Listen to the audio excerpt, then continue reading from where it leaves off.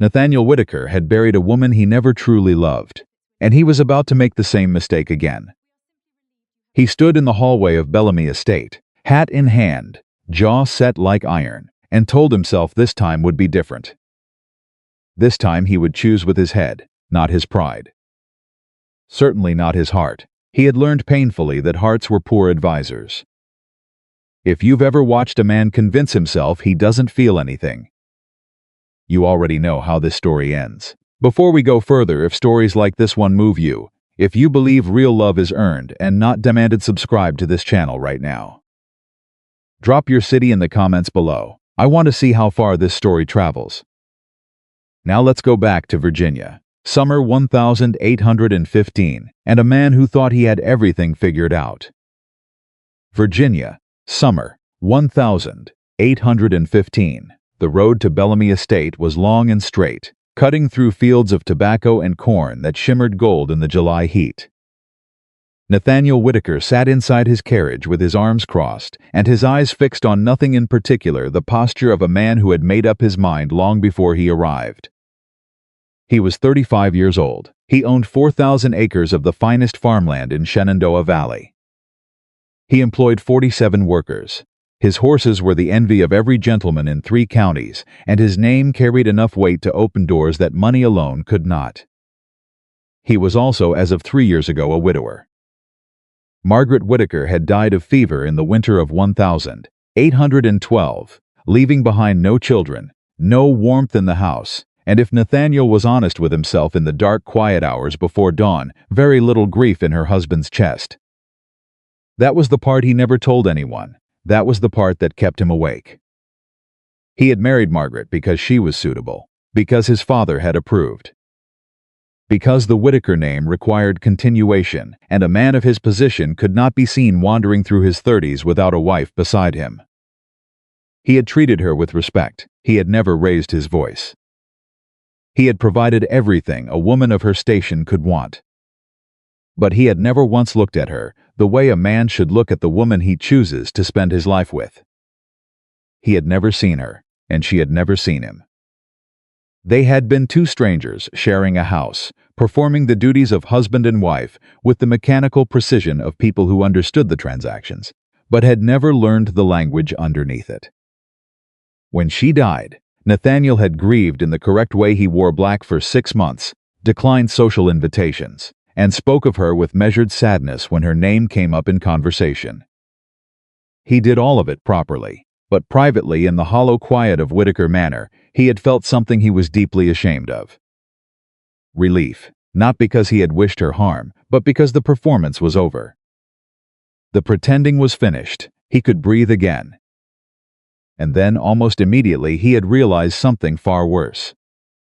He would have to do it all over again, because the Whitaker line needed an heir. Because the estate needed a mistress. Because society would begin to whisper if he waited too long, and Nathaniel Whitaker had never in his life given society reason to whisper about him. So here he was, 35 years old, riding toward Bellamy Estate on a Tuesday morning in July, prepared to select a wife the way a man selects a piece of land, carefully, practically, with full attention to what it could produce. He was not proud of the comparison, but he was honest enough to make it.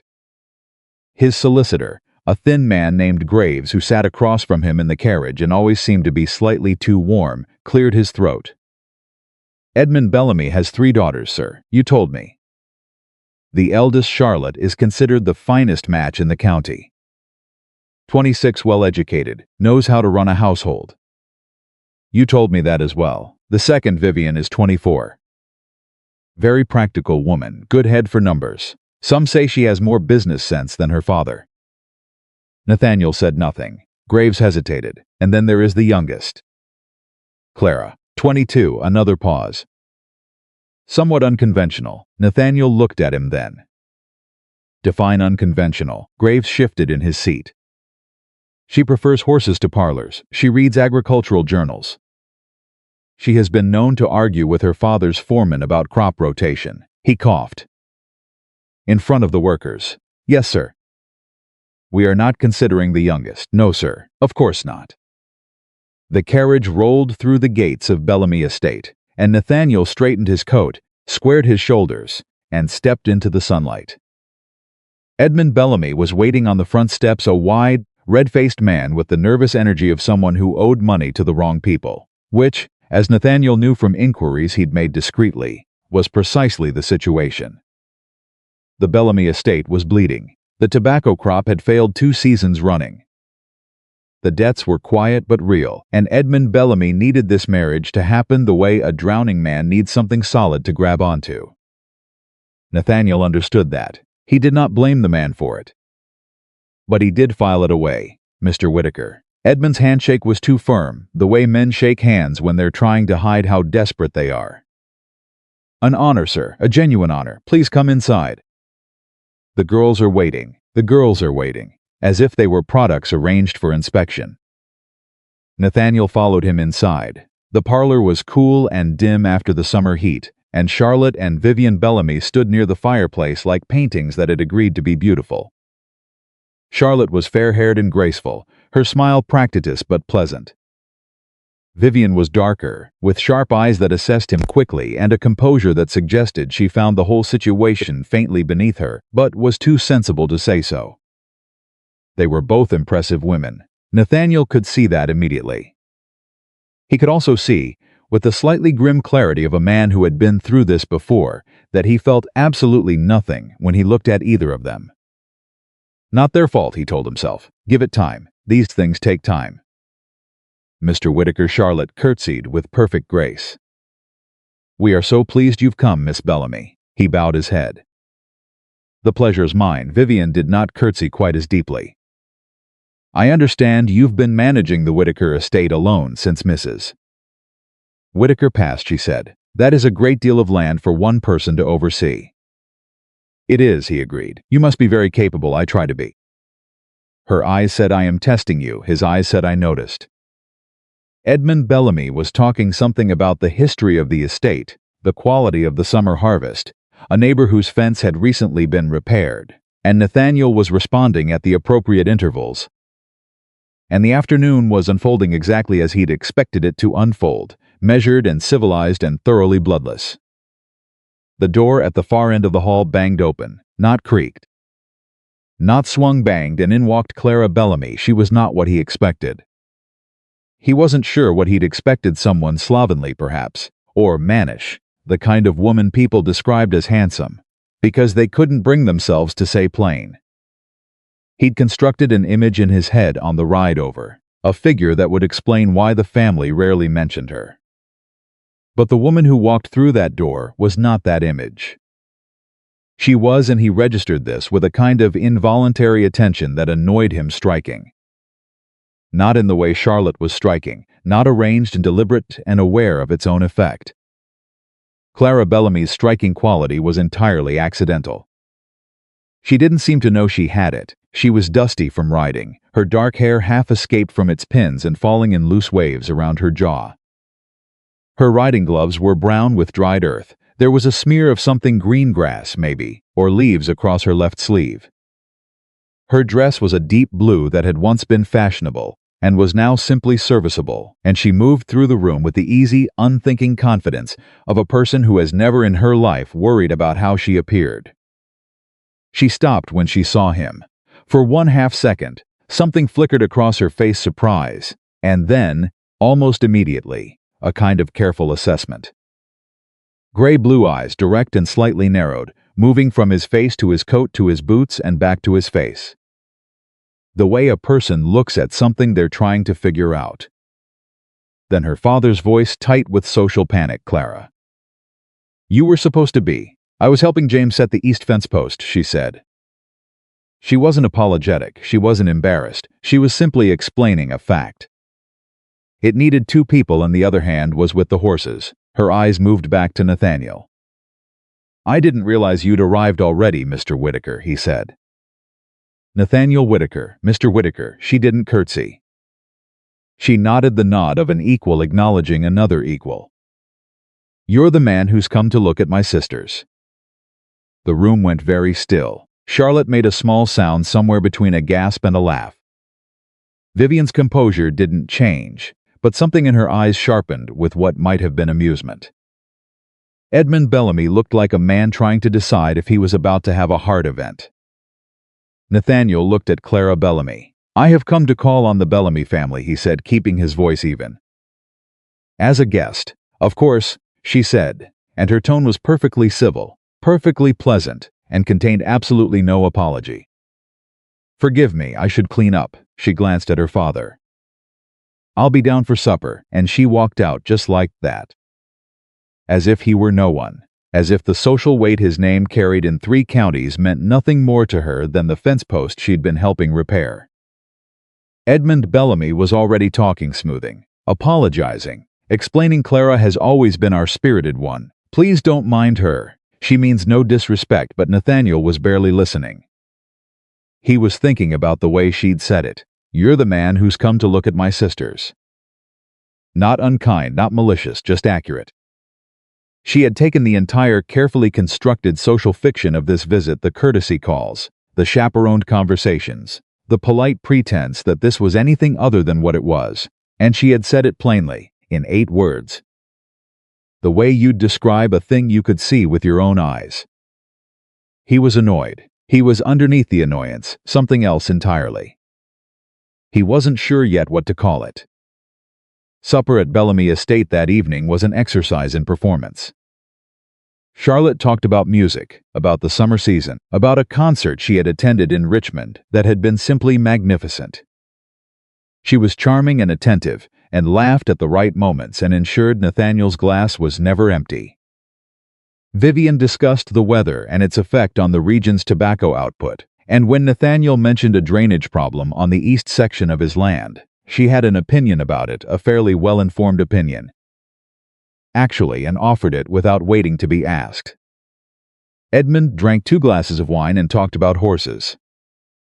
And Clara sat at the far end of the table and did something Nathaniel had almost never encountered in a social setting. She was quiet, not the quiet of a woman who had nothing to say, but the quiet of a woman who was listening, actually listening, not performing listening to everything around her. She ate her supper with an ease that had no performance in it. She watched her sisters with an expression that was fond but slightly weary. She watched her father with something gentler, something more complicated. And twice, just twice, she looked at Nathaniel. The first time he happened to be looking at her already, and she held his gaze for a beat too long before looking away. Not coy, not flirtatious, just unafraid. The second time was when Charlotte said something particularly ornate about the importance of a woman cultivating grace and refinement, and Nathaniel said, without quite planning to, "I find sincerity more valuable than refinement." The table shifted. Charlotte's smile stiffened slightly. Edmund coughed, and when Nathaniel glanced down to the far end of the table, Clara was looking directly at him. And she was almost, not quite, but almost smiling. He came back 3 days later. He told himself it was to speak further with Charlotte, whose conversation had been pleasant. He told himself Vivian's perspective on estate management was worth exploring. He told himself there were practical reasons for a second visit. He sat through an hour of Charlotte playing piano beautifully. She played very beautifully, and found himself watching the window. "You're looking for Clara," Vivian said. He turned. They were standing near the bookshelves while Charlotte played, and Vivian was watching him with those sharp, direct eyes of hers. "I beg your pardon?" "She's in the East Field," Vivian said. "She goes there in the mornings. She's been helping Father's foreman redesign the irrigation channels." A pause. "You could walk that direction. No one would think it unusual for a man to want to see the property." He looked at her. "Insulted?" Vivian shook her head. "No, Charlotte would be. I'm practical." "You haven't looked at either of us the way you looked at her at supper." Her voice held no bitterness, only the slightly weary tone of a woman who had been realistic about her situation for long enough that it no longer hurt. "Go see the East Field, Mr. Whitaker," he went. He found her sitting on a fence rail with a large leather journal open across her knees, arguing with a man twice her age, who had the look of someone who had been in this argument before and had not yet won. "The problem isn't the slope," Clara was saying, pointing at something on the page. "It's here the drainage ditch runs parallel when it should run perpendicular." You're pulling the water across instead of letting it fall. Miss Claire, I drew it out last night, look. She turned the journal. If we dig the new channel at this angle, the summer rains run off into the lower field instead of pooling around the tobacco roots. James, I have read 4 books on this subject. 4. Would you please just look at the diagram? James looked at the diagram. James's expression shifted, the expression of a man who has just seen that a woman he'd been dismissing was correct. Clara agreed dryly. I'll talk to Mr. Bellamy. You'll tell him it was your idea, I know. That's fine. She turned the page. Just get it done before August, or we'll lose another corner of the south field. James walked away, and Nathaniel, who had stopped at a distance and was watching all of this with an expression he could not quite control, heard himself speak before he'd decided to. He's going to take credit for that. Clara turned. She did not look surprised to see him, exactly. More like she'd heard his approach and had simply waited. He always does, she said. She looked back at her journal. Does it bother you watching that? He walked closer. Should it not? Most men find it perfectly natural. She said it without heat, just an observation. A man taking a woman's idea and presenting it as his own is hardly unusual, Mr. Whitaker, I don't do that. She looked up at him then. That direct, assessing look again. How would I know that? He had no answer for it. He looked at the journal in her hands instead. May I? She considered him for a moment. Then she handed it over. He looked at the diagram she'd drawn. It was precise. The angles were marked in a clear hand, the channels labeled, the expected water flow indicated with small arrows. Below it, in a smaller script, were notes, references to books, observations about the previous 2 summers' rainfall, calculations about soil saturation. You did all of this yourself, he said. Who else would do it? Your father's foreman, James, knows tobacco, she said. He doesn't read, and he doesn't trust information that comes from books, which means he doesn't trust anything I know, which means we've been losing ground in that south field for 3 years. She took the journal back. I'm not complaining, I'm explaining. There's a difference. I find there usually is. She closed the journal and looked at him directly. Why did you come back? He should have had an answer prepared. He did not. To call on the family, he said. You've called on Charlotte and Vivian, she said. You've been here an hour and you walked out to the east field. She tilted her head slightly. That's not calling on the family, Mr. Whitaker. That's looking for something specific. And what do you think I'm looking for? The question came out differently than he'd intended, with something in it. An edge of genuine asking. She seemed to hear that, because her eyes changed slightly, some of the challenge going out of them. I don't know, she said, and her voice was quieter. I genuinely don't know. A pause. I do know what you need. My father's told us. You need a wife who can manage a household and give you an heir and make the Whitaker name look appropriate at social functions. She looked at her journal. Charlotte can do all of that. So can Vivian, honestly, in her own way. Another pause. I can't do any of it, not the way you'd need. Why not? She looked at him like the question surprised her. Because I'd argue with you, she said simply. I'd have opinions about how you run your land. I'd walk out to your fields and point out what your foreman was doing wrong. I'd embarrass you at dinner by saying things that people weren't supposed to say out loud. She almost smiled. I'm told these are not desirable qualities in a wife. Who told you that? Everyone, she said, my whole life. He was quiet for a moment. Above them, the summer sky was the particular deep blue of a Virginia afternoon, and the corn in the next field moved slow and golden in the heat. The irrigation channel, he said at last, your angle. You said perpendicular. Yes, I have the same problem on my south acres. He looked at the fence, not at her. My foreman has been telling me for 2 years we need to reroute the main ditch. I've been skeptical. A pause. Could I see that diagram again? She looked at him. A long moment passed. Then she handed him the journal. And something shifted between them quietly, without announcement, the way the light changes when a cloud moves. Nothing dramatic. Nothing you could point to. Just the world suddenly looking slightly different than it had a moment ago. He came back a third time and a fourth. Charlotte noticed first. She said nothing, but her smile became something more carefully constructed, and she played piano with a kind of deliberate extra feeling whenever Nathaniel was in the parlor. Edmund Bellamy noticed second, and his relief was so palpable it was almost painful to witness. Here was his land deal walking right toward him, and all he had to do was keep his youngest daughter from sabotaging it. "Clara," he said one evening after Nathaniel had gone, "you understand what is at stake." "I understand what you think is at stake," she said, and went upstairs. Vivian noticed third. "He likes you," she told Clara one morning, sitting in the kitchen while Clara made notes in her journal. "He's interested in the irrigation diagram. He's come back 4 times, Clara." "Men come back for all sorts of reasons." "Yes," Vivian said patiently.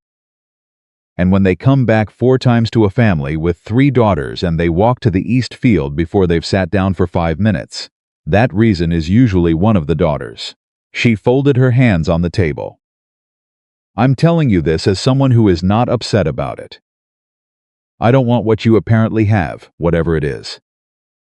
I want a partner who will let me run a house the way I choose to run it, and I will find him." A pause. "But you should know what's happening." Clara looked at her journal. "He's going to want something I can't be." "How do you know what he wants? You haven't let him tell you." "He knows what he wants. He decided before he got here. A proper wife, someone appropriate. People change their minds." "Not men like Nathaniel Whitaker," Clara said, and her voice for just a moment had something in it that wasn't quite certainty. Something that sounded more like hoping she was wrong. The 5th visit was different. Nathaniel arrived not in his formal coat but in his riding clothes, which was everyone at Bellamy Estate understood either an insult or an intimacy, depending on how you chose to read it. Charlotte met him in the hall with her most gracious expression. "Mr. Whitaker." "What a surprise, Miss Bellamy," he bowed. "Is your sister in the East Field?" Charlotte's gracious expression held. "Which sister?" A pause. He almost heard how it sounded. "Miss Clara," he said. Charlotte's expression didn't change. But something behind her eyes did. "I believe so," she said. "You know the way." He walked to the East Field. Clara was not sitting on the fence rail this time. She was standing knee-deep in the irrigation ditch, her boots in the mud, holding a length of rope that was attached to a wooden stake she was trying to drive into the bank at the angle she'd marked on her diagram. The foreman, James, was on the other side of the ditch, watching with his arms crossed, and the look of a man who had been told he was going to learn something, and wasn't entirely sure how he felt about it. Nathaniel stood at the edge of the field and watched. "It won't hold at that angle," James said. "It will if the base is deep enough," Clara said. She drove the stake harder. "Hand me the mallet, Miss Clara." "James, the mallet." James handed her the mallet, with the expression of a man who had arrived at a negotiated peace. Clara drove the stake in with 4 clean, decisive strikes, then stood back and looked at it. "There," she said, "now the rope." She turned and saw Nathaniel. For just a moment, half a second, less, something moved across her face. Not embarrassment, not surprise. Something more complicated than both. "Then it was gone, Mr. Whitaker," she said. She was standing in a ditch. She had mud on her boots and her sleeves were rolled up, and she was holding a wooden mallet. She said his name with exactly the same equanimity she might have said it sitting in a parlor. "I didn't hear you arrive. I came to see the channel," he said. She looked at him. "You said you had the same problem on your South Acres," she said carefully. "I do." She looked at the stake she'd just driven. Then she looked back at him. "James," she said, "would you give us a moment?" James looked between them with the expression of a man who had long since stopped being surprised by anything the youngest Miss Bellamy did, and walked away. Clara climbed out of the ditch, accepted the hand Nathaniel extended without comment, and stood on the bank. She didn't let go of the mallet. He found oddly that he didn't mind. "What do you actually want, Mr. Whitaker?" she asked. "I've told you. You've told me you want to see the irrigation channel," she said. "You've come here 5 times. You have your own land. Your own problems. You could hire engineers. You could commission surveys." She looked at him steadily. "What do you actually want?" He was a man who had spent 35 years knowing exactly what to say in any given social situation. He stood in a field in Virginia in the summer heat, with mud on his boots, and a woman looking at him like she'd see right through the careful arrangement of his expression, and he had absolutely nothing. "I don't know," he said. It was the most honest thing he'd said to anyone in years. Something changed in Clara's face, not softening, she didn't soften, not exactly. But the careful, slightly defensive steadiness in her eyes gave way to something more complicated, more wondering. As if she'd been expecting him to say something polished and practiced, and the absence of it had surprised her. "That's the first thing you've said to me," she said quietly, "that I actually believe." He looked at her. The afternoon light made the mud on her boots look almost golden. Her hair was coming loose again, dark and warm in the heat. She was standing on the bank of an irrigation ditch holding a wooden mallet, and she was the least performed, least arranged, least managed person he had encountered in as many years as he could remember. "Clara," he said, and then stopped because he hadn't planned what came after her name. "Don't," she said. Her voice wasn't unkind. "Don't say something because you think you're supposed to." "Not to me." A pause. "Come back when you know what you want." "I'll be here." She picked up her rope and went back into the ditch.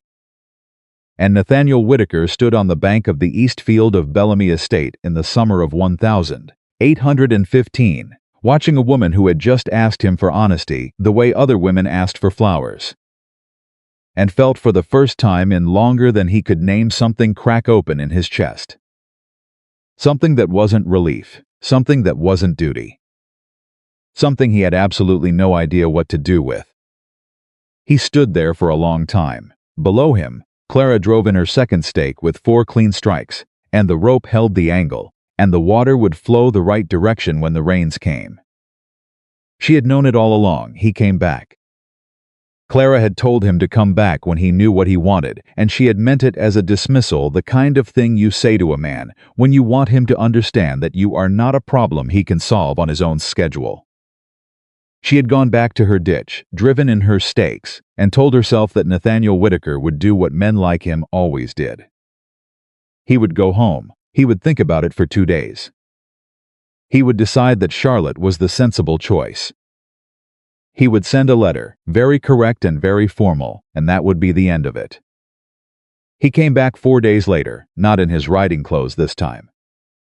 Not in his formal coat either. He arrived in the middle of a Tuesday morning in the kind of plain dark jacket a man wears when he is not trying to impress anyone, and he walked directly to the east field without stopping at the house first. And he found Clara standing at the edge of the completed channel, watching the water move in exactly the direction she had said it would move. She heard his boots on the grass. She didn't turn around. "It worked," he said. "I know it worked, the angle." "I calculated the angle, Mr. Whitaker. I was aware it would work." She turned then. He looked different. Not softer exactly. But something had gone out of his face, some layer of careful arrangement had been removed, and what was underneath was less polished but more real. "Did you come to see the channel, or did you come back because I told you to?" "Both," he said. She looked at him for a long moment. "That's honest," she said. "I'm trying to be. Why?" He looked at the channel. "Because you asked me to be. And because I've spent a very long time not being honest, and I'm not entirely sure it served me well." Clara was quiet. This was not what she had expected. She had prepared in the 4 days since his last visit a version of herself that was firm and clear and entirely unmoved. She had told herself that whatever he came back with, she would not be moved by it. She had a very good record over 22 years of not being moved by things she had decided not to be moved by. She had not prepared for honesty. "What do you want?" she asked again. Same question, different weight. "I want to understand something," he said. "I want to understand what it's like to be in a room with a person and feel like the room is more real than it was before." He looked at her directly. "I feel that. When you're there, I don't know what to do with it." The thing about Clara Bellamy was that she had been underestimated her entire life. And the effect of being underestimated for 22 years is that you develop very precise instincts about when someone is performing sincerity and when they actually mean it. You learn the difference between a man who says something real, because he has calculated that real things are effective, and a man who says something real because it came out of him before he could stop it. Nathaniel Whitaker looked like a man who had not meant to say that. "You should sit down," she said. He blinked. "I beg your pardon?" "You look like you've been standing up for a very long time." She sat down on the fence rail and looked at him steadily. "Sit down, Mr. Whitaker." He sat down on the fence rail on the other side of the post. And for a moment neither of them said anything, and the water moved through the channel, and the July morning pressed down, warm and golden, over the field. "Tell me about your wife," Clara said. He went very still. He started. "I'm not asking to cause pain," she said. "I'm asking because I think whatever happened there is part of why you're sitting on a fence rail in the east field of Bellamy Estate instead of in the parlor with Charlotte." She looked at him evenly. "You don't have to tell me, but I think you want to." He was quiet for a long time, long enough that she thought he wasn't going to answer. Long enough that she was about to say something else, offer him a way out, give him the excuse he was clearly looking for.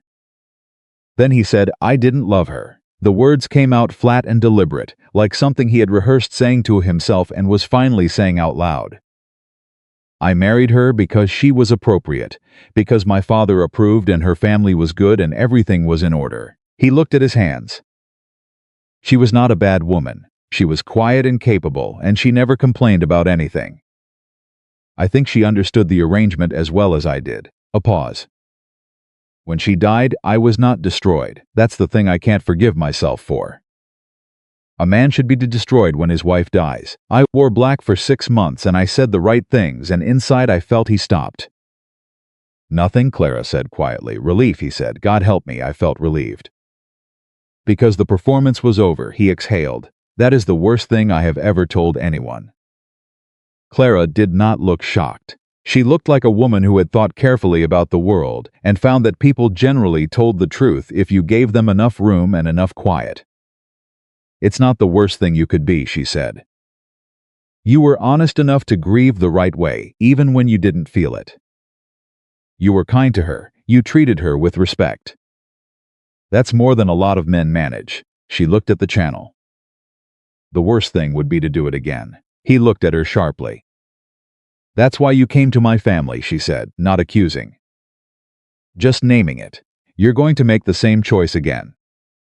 Charlotte or Vivian. Appropriate. Correct. And you know it before you start, and it will be fine, and in 10 years you'll wake up and feel that same." "I know," he said. His voice came out rough. "Clara." "I know." Silence. "So what are you going to do about it?" she asked. "I don't know yet. That's honest, at least. You say that like it's the lowest possible bar." "For most men," she said. "In my experience, it is." He looked at her, really looked, the way he'd been avoiding, looking directly at her, because looking directly at her made it hard to think clearly.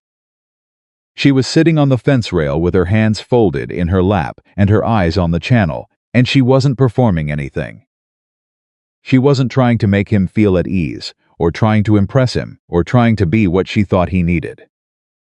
She was just there, exactly as she was, completely at home in herself in a way that he had almost never encountered in anyone. "What do you want?" he asked. The question she kept asking him turned around. She looked at him, and for the first time, she looked slightly uncertain, not afraid, but as if the question had caught her somewhere unguarded. "Something that probably doesn't exist," she said. "For someone with land and somewhere in the world, someone who doesn't need me to be smaller than I am." She looked back at the channel. "I want a partner." The word landed. He felt it land. "I'm not sure I know how to be the first one," he said. "No," she agreed. "I don't think you do." She looked at him directly. "But I think you might be able to learn." The thing was, and this was what he thought about, riding home that afternoon. What he was still thinking about when he sat in his study that evening and tried to read and found the words refusing to resolve into meaning. She had not said it as a compliment. She had said it the way she said everything, plain and exact and slightly measured, the way someone describes a piece of land that might produce something good if worked properly. She had not promised him anything. She had not softened the uncertainty. And somehow that had been more compelling than anything anyone had ever said to him, with warmth and intention. He sat in his study a long time. Then he called for his foreman. "The South Acres," he said. "The irrigation problem. I want to reroute the main drainage channel. I have a diagram." His foreman looked at him. "Sir?" "Perpendicular," Nathaniel said. "Not parallel. We've been pulling the water across when we should be letting it fall." He set Clara's borrowed diagram on the desk. "I want it done before August." His foreman looked at the diagram for a long time. "This is good thinking, sir," he said. "Yes," said Nathaniel. "It is." He did not say whose thinking it was. He noticed the omission. He sat with the discomfort of it, and the next time he saw Clara, 4 days later, he told her directly, "I used your diagram. My foreman said it was good thinking. I didn't correct him, and I should have." Clara looked at him. "Why are you telling me that?" she said. "Because you told me to be honest," he said, "and because I want to practice it." She looked at him for a long time. Something moved in her face, not the almost smile he'd seen at supper weeks ago, but something more serious, more wondering. "All right," she said. "Practice something else then." She looked at the field. "My father needs to replant the south corner of the tobacco crop. He thinks it's a soil problem. It's not, it's a water problem, same as yours, and I've tried to tell him 3 times and he won't hear it from me." She looked at Nathaniel. "Tell him," Nathaniel blinked. "Tell him what I told you." "Don't tell him I told you. Just tell him and see if it works." Her jaw was set, and for just a moment he saw past the steadiness into something below it. Years of being right about things and being dismissed. Years of diagrams and calculations received with patience, and then quietly put aside. "I don't care about the credit. I care about the crop." He went and told Edmund Bellamy about the south corner of the tobacco field. Edmund Bellamy listened with serious attention and said, "By God, you're right, Whitaker. We'll get it sorted." He shook Nathaniel's hand. "Sharp eye you've got." Nathaniel said, and felt the discomfort sit in him like a stone. That evening he found Clara in the kitchen garden and said, "Your father is rerouting the south corner. He thinks it's a fine idea." "I know," she said. She was pulling weeds with her bare hands, efficient and unhurried. "Vivian told me." "I don't like it," he said. She looked up. "That he doesn't listen to you," he said. "That the only way the right thing gets done is if I repeat it with a different voice." "I don't like it." Clara sat back on her heels and looked at him. "Mr. Whitaker," she said slowly, "you have just described the way most women move through the world." He didn't have an answer for that. He stood there with the stone still in his chest, and she looked at him with those gray-blue eyes that saw things clearly, and the evening light moved through the garden around them. "Thank you," she said, "for telling me you don't like it." A pause. "Most men don't even notice." He came back twice more that week. He was not counting the visits anymore. He was not precisely thinking about Charlotte or Vivian with any practical intention. He was aware that this was a departure from the plan he had arrived with, and he found that when he tried to care about that, the caring refused to materialize. What materialized instead was the feeling he'd tried to describe to Clara, the room being more real. Except now it wasn't just rooms, it was mornings. It was the ride over with the fields on either side and the knowledge that he was going somewhere he wanted to go. It was conversations that left him with more thoughts than he'd arrived with instead of fewer. It was the strange, unfamiliar experience of being in the company of someone who did not perform for him, and the way that made him, increasingly, want to stop performing for her. He was not used to wanting anything. He did not quite know what to do with it. He was working out what to do with it on a Thursday afternoon in late July when he arrived at Bellamy Estate, and heard voices in the hallway, Clara's voice, tight with something close to anger, and Edmund Bellamy's voice, lower and heavier, with the particular weight of a man who has made a decision and doesn't want to defend it. He stopped outside the door. "He has not indicated any interest in me, Father. He keeps coming back, Clara. He comes back because we talk about irrigation channels. Men don't ride 6 miles to discuss drainage with a woman," Edmund said, and his voice was not unkind, just weighted with the particular exhaustion of a man who loves his daughter and is running out of time. "He's interested. Anyone with eyes can see it. And if he makes an offer? If he makes an offer for Charlotte, you'll accept it gladly. A pause. If he makes an offer for you, Edmund said carefully, I will also accept it gladly. More gladly. Clara, you must understand what our situation is. I understand it perfectly. Then you understand that you don't have the luxury of what. Her voice went quiet. The quieter it was, the more it cut. Of waiting for something real. Of refusing to enter an arrangement with a man who sees me as a piece of land to be correctly managed. Father, I would rather. Don't say it. I would rather work this land myself for the rest of my life then. Clara, his voice broke slightly, just enough. I'm not asking you to be unhappy. I'm asking you to consider. The man is decent. He's changed something in these last weeks. Anyone can see it. He looks at you differently. Silence. He does look at you differently, Edmund said very quietly. I'm your father, Clara. I know the difference between a man who looks at a woman the way he looks at furniture and a man who looks at a woman the way Nathaniel Whitaker looks at you. A pause. I'm not asking you to surrender. I'm asking you to see. Nathaniel stood in the hallway. He had not meant to hear any of that. He stood there for a moment, with the stone in his chest, and then it shifted, the stone shifted, or changed, or became something else, and he thought, he's right. I do look at her differently. He had been telling himself it was conversation. Intellectual interest, novelty. He had been constructing careful explanations for each visit, each returned gaze. Each morning he woke up and the first clear thought in his head was something she had said. Standing in the hallway of Bellamy Estate with his hat in his hand, he ran out of explanations. He walked in. Clara and Edmund both turned. Clara's expression went carefully neutral, the specific neutrality of someone who has been working very hard at composure and would prefer you not know how hard. Edmund looked between them with the expression of a man who is not sure if he should stay or leave, and eventually, wordlessly, decided to leave. They were alone. How much of that did you hear? Clarissa said. Enough, he said. She looked at him. Her chin was slightly raised, the posture of someone bracing for something. Clara, he said. I came here today because he stopped. He had prepared a reason. The reason had evaporated. I came here today because I wanted to see you, not the channel. Not the field, you. He held her gaze. I know that is probably not what you want to hear from me. I know you don't trust what I want because I've been inconsistent, and because I arrived at this family with the wrong intentions, and because the kind of man I've been. He stopped again. I am not going to ask you for anything. I want you to know what's true, and the truth is that these weeks, the conversations, the arguments, the diagrams, they have been the most honest weeks I've had in years.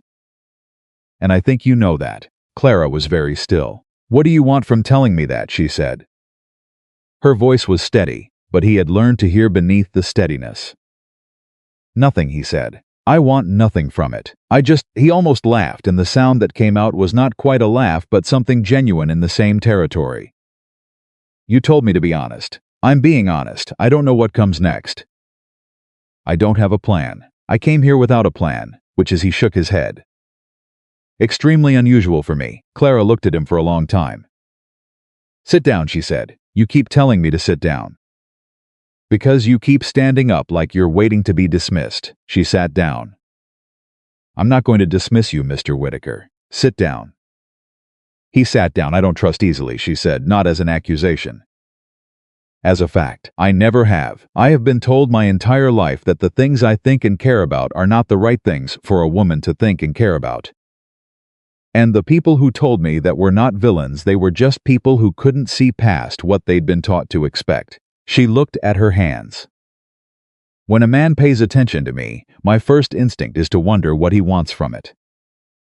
What he thinks he can get. She glanced up. You understand that? Yes, he said, and yet she said slowly, you keep coming back. And the things you say, the honest ones, they are not calculated. I can tell the difference. A pause. I'm not sure what to do with someone who is actually trying to be honest with me. It's unfamiliar to me too, he said. Something shifted between them. Again, different from before, less wondering, more deliberate. A shift that acknowledged itself. My father is right about one thing, she said carefully. I see that you're different than you were 6 weeks ago. I don't know if it will last. Fundamental things about a person don't change easily. She met his eyes. If you want to, she stopped. Start it again. If this is something you're serious about, then I need you to understand something. Tell me, he said. I will not become smaller to fit what you need, she said. I will not stop having opinions about your land or your crop rotations or the way your foreman manages the workers. I will not be silent at dinner, because silence is more comfortable. I cannot be the kind of wife who makes your house look appropriate and asks nothing and wants nothing and disappears into the role. She looked at him with absolute steadiness. That's the thing you need to know, before anything else. That's the condition. Nathaniel Whitaker looked at Clara Bellamy in the parlor of her family's home in the Virginia summer of 1815, and he thought about Margaret, who had been quiet and capable and had never asked him for anything, and the hollow politeness of those years, and the relief he was still ashamed of. I don't want that, he said. I thought I did. I came here thinking I did. He held her gaze. I don't. How do I know that's true? She said. You don't, he said. Yet he leaned forward slightly. Give me time to show you. Clara was quiet. From somewhere in the house came the sound of Charlotte's piano, bright and practiced and beautiful, filling the silence between them with someone else's music. I'm not agreeing to anything, Clara said finally. I'm not asking you to. I'm saying. She exhaled the first slightly unguarded breath he'd heard from her. I'm saying I will not stop you from trying. She looked at him carefully.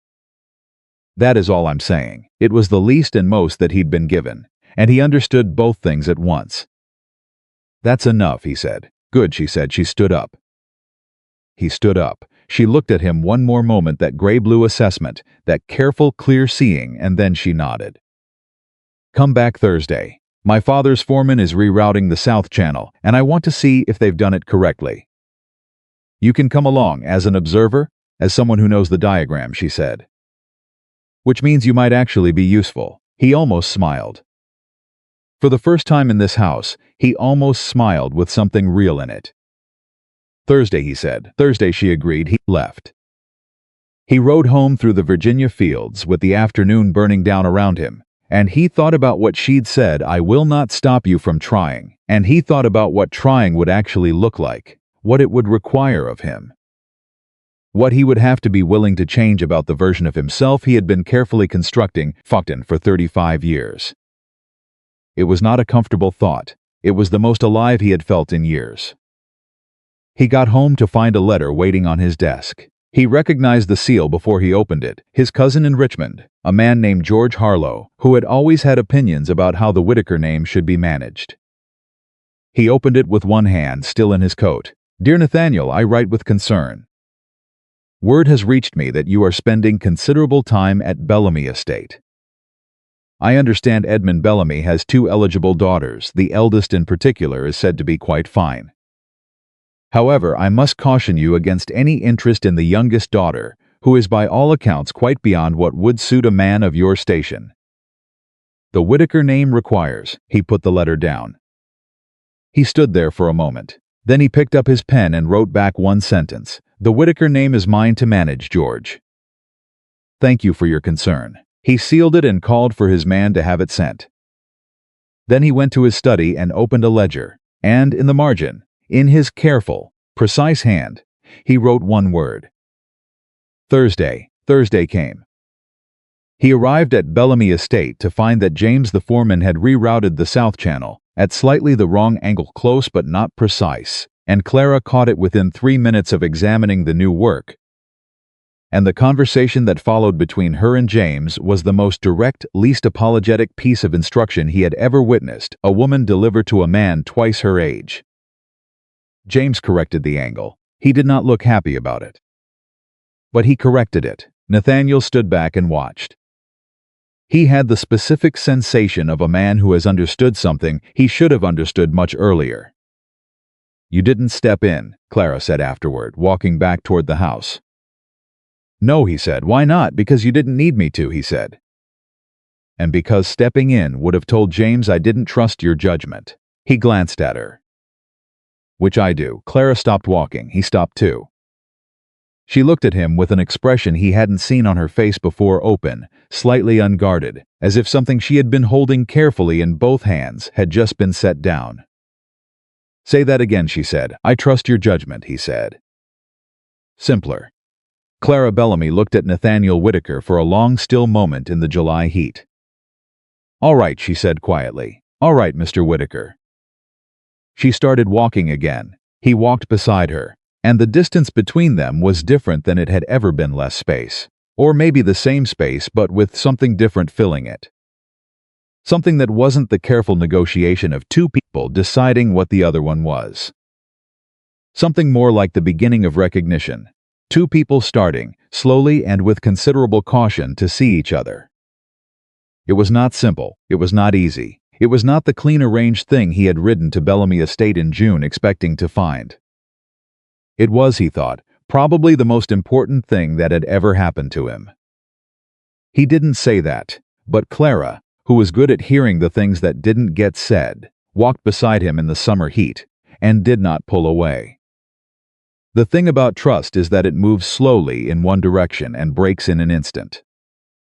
Nathaniel had been learning that slowly, carefully, the way you learn anything that matters across 6 weeks of Thursdays and Tuesdays and mornings he hadn't planned. He had been learning what it meant to be in a room with someone who didn't perform for him. He had been learning what it felt like to say something true and have it received without calculation. He had been learning in small increments what it might mean to be known by someone rather than simply seen. And then George Harlow arrived at Whitaker Manor on a Friday morning in August, and everything Nathaniel had been building quietly began to shake. He heard the carriage from his study. He recognized the Harlow seal on the door before the man stepped out, and the particular feeling that settled in his chest was not quite dread and not quite resignation, something between them. George Harlow was his father's nephew, which made him a cousin of sorts, which meant he had the specific confidence of a man who believed blood entitled him to opinions about other people's choices. Nathaniel. George walked in without waiting to be received, which was his habit. He was a thick man in his late 40s with a Richmond solicitor's coat and a Richmond solicitor's expression, careful, measuring, perpetually slightly disappointed. "You look well, George." Nathaniel set down his pen. "I didn't know you were coming. I was passing through." He wasn't. George Harlow didn't pass through anything. He arrived at things with intention. He sat down across from the desk without being invited and looked around the study with the assessing eye of a man counting what things were worth. "I hear you've been spending time at the Bellamy Estate." "I have Edmund Bellamy's girls." A pause. "The eldest is said to be quite accomplished." "She is." "Then I don't understand," George said pleasantly, "why I'm hearing your name attached to the youngest one." Nathaniel looked at him. "Who have you been talking to?" "People talk, Nathaniel. 3 counties, as you know." "You've been to Bellamy Estate 11 times, 11.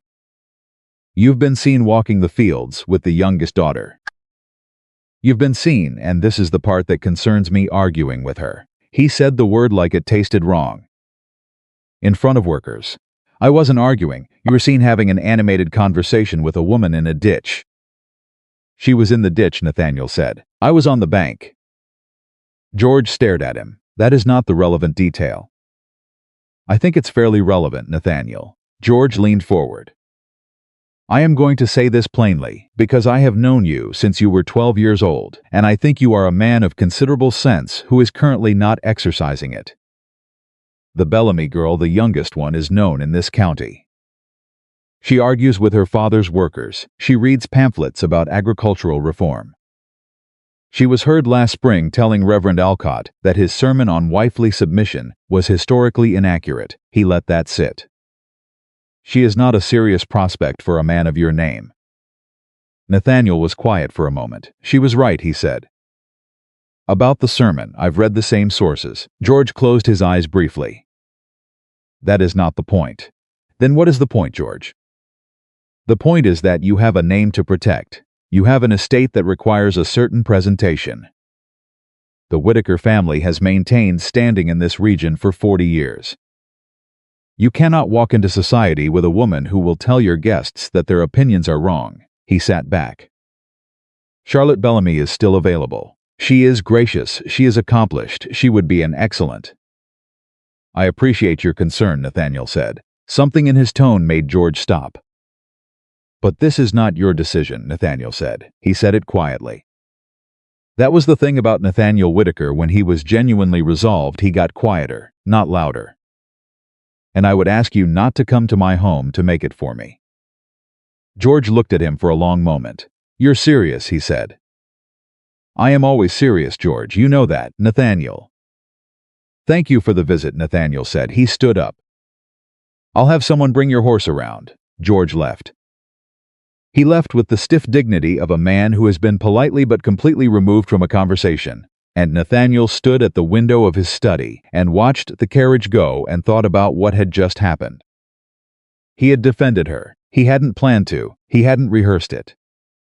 George had walked in with his careful, measured disapproval, and something in Nathaniel's chest had gone absolutely still and certain in a way that it very rarely did, and the words had come out before he'd decided to say them. This is not your decision. He stood at the window for a long time. Then he called for his horse. He rode to Bellamy Estate not because he had a reason to, not because it was Thursday or Tuesday or any day they'd agreed on. He rode there because he had just said something true, and he wanted her to know he'd said it. He found Clara in the kitchen garden. She was not in the ditch this time, not carrying a mallet, not arguing with the foreman.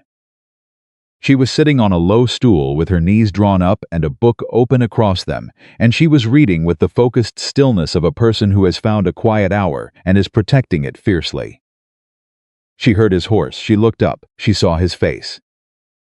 What happened? She said. He tied the horse to the post and walked over and sat down on the garden wall without answering immediately, because he was still finding the shape of it. My cousin came to see me, he said, George Harlow. He looked at her. You know him? I know of him. He has opinions about most things in this county. She set her book down. What did he say? Nathaniel told her. Plainly the way she'd taught him to be, not softening it, not arranging it into something less sharp. He told her what George had said about her reputation, and the sermon and the workers and the ditch, and he watched her face while he said it, and her face did what her face always did. It received the information without reacting immediately, processing it somewhere underneath the composure, and then settling into something more considered. And what did you say? She asked. I told him it wasn't his decision, Nathaniel said. And I sent him away. Why? She said. He almost said something careful. He caught himself. Because he was wrong, he said. About you. He stopped. I found I couldn't sit there and let him be wrong about you in my house. She was quiet for a moment. Her hands were folded around her book. People will say things like that, she said finally. About me, they always have. If she stopped. Chose words carefully. If we are moving towards something, this will not be the last time someone comes to you with those opinions. I know you handled one cousin, she said. There will be others. There will be neighbors. There will be people at church and at the county assembly, and people who write letters and people who say things at dinner that you will have to decide how to respond to. She looked at him directly. I need to know if you understand that, not just today when it's one conversation with George Harlow. Over time, I understand it, he said. Do you, Clara? He met her eyes. I've spent 35 years caring about what those people think. I am genuinely trying to be honest with you. I am not certain I'm entirely free of it yet. I don't want to tell you I am when I'm not. He held her gaze. But I sent George Harlow away, and I didn't feel conflicted about it. And that tells me something about where I am. She looked at him for a long moment. Then she said, Vivian wants to talk to you. He blinked. I beg your pardon, my sister. She wants to talk to you. Clara stood up, brushing garden dirt from her skirt. She's been watching this, she gestured vaguely, between them, for 2 months. Vivian watches everything. She has conclusions. A pause. I think you should hear them. Why? Because Vivian is almost always right, Clara said simply. And she loves me. So whatever she says to you, it will be worth hearing. She looked at him. Don't be frightened, she won't bite. I'm not frightened, he said. You look a little frightened. He wasn't entirely sure she was wrong. Vivian received him in the small sitting room off the hall, the room the family used for practical conversations rather than social ones, which told him something. She was sitting with her hands folded and her posture very straight, and she looked at him with those sharp, clear eyes and did not offer pleasantries. "Sit down, Mr. Whitaker," she said. He sat. "Clara trusts you," Vivian said. "That is not a small thing. Clara has trusted approximately 4 people in her life, and 2 of them are family." She let that register. "I want to understand what you intend." "I intend to." "No," she shook her head slightly. "Don't tell me what sounds right. Tell me what is actually true." She tilted her head. "My sister is not a conventional woman. You know this. The county knows this. George Harlow knows this, which means you had a conversation with him today, and you're here right now, which tells me something. But I want to hear it from you." He looked at Vivian Bellamy and thought she would have been an excellent solicitor. "I don't want her to be conventional," he said. "I came here in June wanting conventional. I was wrong about what I wanted. And you're certain you won't change your mind when the reality of it is harder than the idea of it." "I'm not certain of anything," he said. "I told Clara that. I think certainty at this point would be dishonest. What I'm certain of is that the last 2 months have been—" He paused. "I have been more honest with your sister than I have been with anyone, including myself, and I am not willing to go back to the way I was before." Vivian looked at him for a long time, the kind of look that takes inventory. "She has been disappointed before," Vivian said. "Not by men. Clara has never allowed men close enough to disappoint her. By ideas, by the world not being what she needed it to be." She paused. "If you disappoint her, Mr. Whitaker, if you let her believe in something and then retreat to what's comfortable, she will survive it. She is the most resilient person I know." A pause. "But she will not open this way again, not for anyone." The room was very quiet. "I understand," he said. "Good." She stood up, which meant the conversation was over. "Then you should know one more thing." She looked at him with something that was not quite warmth, but was adjacent to it, the expression of a woman who has decided to trust someone against her instincts and is acknowledging the risk. "She talked about you last week." A pause. "She said, I think he might be someone worth being known by." "She has never said that about anyone." She left. He sat in the small sitting room alone for a moment. Someone worth being known by. He thought about that for a long time. He found Clara in the hallway, waiting with the careful casualness of someone who was not at all waiting. "Well," she said. "Your sister," he said, "is the most frightening person I have ever met in a social context." Clara's mouth curved, not the almost smile, a real one, brief and warm. "She likes you," she said. "That's what that feels like."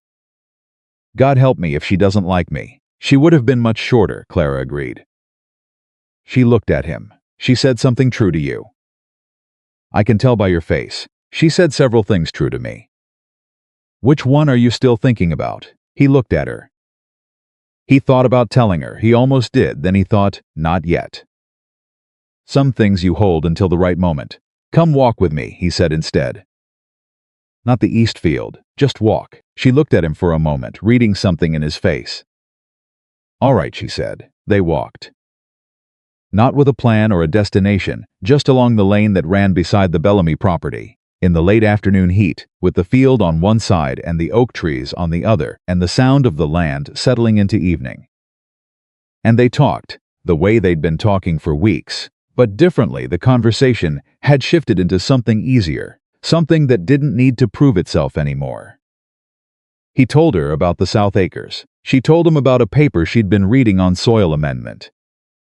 He told her his foreman had asked where he'd gotten the irrigation idea, and he had said, "From a source I intend to consult more regularly."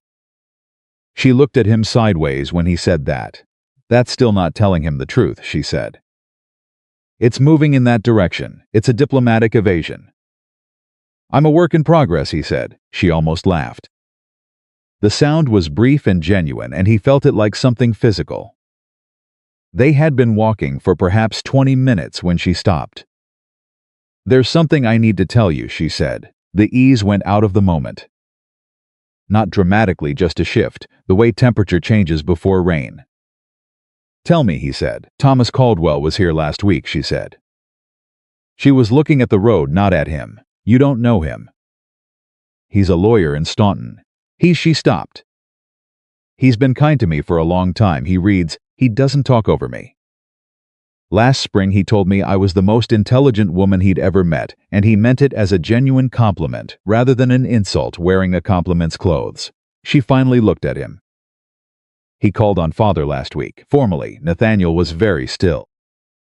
He intends to make an offer, Clara said. Father told me last night. The thing that moved through Nathaniel's chest in that moment was something he had no controlled language for. It was not quite fear. It was something more immediate, more physical, the feeling of ground shifting. And he said, and I don't know, she said. I'm telling you because I think you should know. Because she gestured between them, the same vague gesture from earlier, the gesture that neither of them had put a name to. Because whatever this is, you should know that Thomas Caldwell exists, and that he is a good man, and that I am not. She stopped. I am not waiting for you, Nathaniel. I want you to understand that. I'm not sitting here holding everything still while you decide what you want. I have a life, I have a future to think about. She had called him Nathaniel. The first time she hadn't noticed. He had no. He said. I'm not asking you to wait. Then what are you asking? He looked at her. And here was the thing, here was the place where a man who is still partly the person he used to be would have said something careful and measured and self-protective. Something that kept the options open and didn't commit to anything that could be held against him later. He could feel the old habit in him, reaching for the careful words. He made a different choice. I'm asking for enough time to become someone worthy of the answer I want to give you, he said. That is what I'm asking. I'm not asking you to wait. I'm asking you to see what I'm doing with the time. He held her gaze. That's all. Clara looked at him for a long moment. The evening light was in her eyes, making them look more gray than blue. Thomas Caldwell, she said slowly, has never once made me feel like arguing with him was a betrayal of something. Good, he said. That's what you deserve. He has also, she said, with the particular deliberateness of someone choosing words precisely, never once made me feel like the room was more real. Silence. She turned and started walking back toward the house. He stood for a moment, then he walked after her. He did not reach for her hand. He did not say anything else. He walked beside her in the evening heat, and she let him, and that was enough for now. It was 3 days later that everything broke. It broke as things usually do, not in the place he was watching but in the place he'd stopped watching. He had been so focused on the slow, careful work of becoming someone different, the honesty, the listening, the deliberate choices about how he treated people, and whose ideas he acknowledged and what he was willing to stand for, that he had stopped monitoring the edges. He had forgotten that there were people who were watching what he was doing and deciding what to do about it. He arrived at Bellamy Estate on a Wednesday, not a scheduled day. Just a day he'd decided to come, and found the house with a different quality of tension in it. Not the comfortable working tension of a family getting on with things. Something sharper, something with an edge. Charlotte met him in the hall. Charlotte was, as she always was, gracious, composed. Her smile was warm and her welcome was pleasant, and everything about her said, nothing is wrong. But he had spent 2 months learning to read the Bellamy household, and he heard, underneath Charlotte's pleasantness, a wire pulled tight. Is Clara here? He said, a pause, just a half second. She's in the parlor. Father is with her. He walked to the parlor. Edmund Bellamy was standing. Clara was sitting very straight in the chair by the window, and her composure was entirely intact and entirely costing her something. They both looked up when he came in. Edmund looked relieved. Which was its own complicated thing. Clara's face told him nothing, which told him everything. Mr. Whittaker. Edmund crossed toward him quickly, too quickly. I was hoping you'd come today. I find myself stopped. Looked at his daughter. Looked back at Nathaniel. I find myself needing to have a direct conversation with you. All right, Nathaniel said. Thomas Caldwell sent a formal letter this morning, Edmund said. He has made a formal offer for Clara's hand. He cleared his throat. And I find myself in a difficult position. Father. Clara's voice was quiet and controlled. Edmund looked at her with a kind of tired love.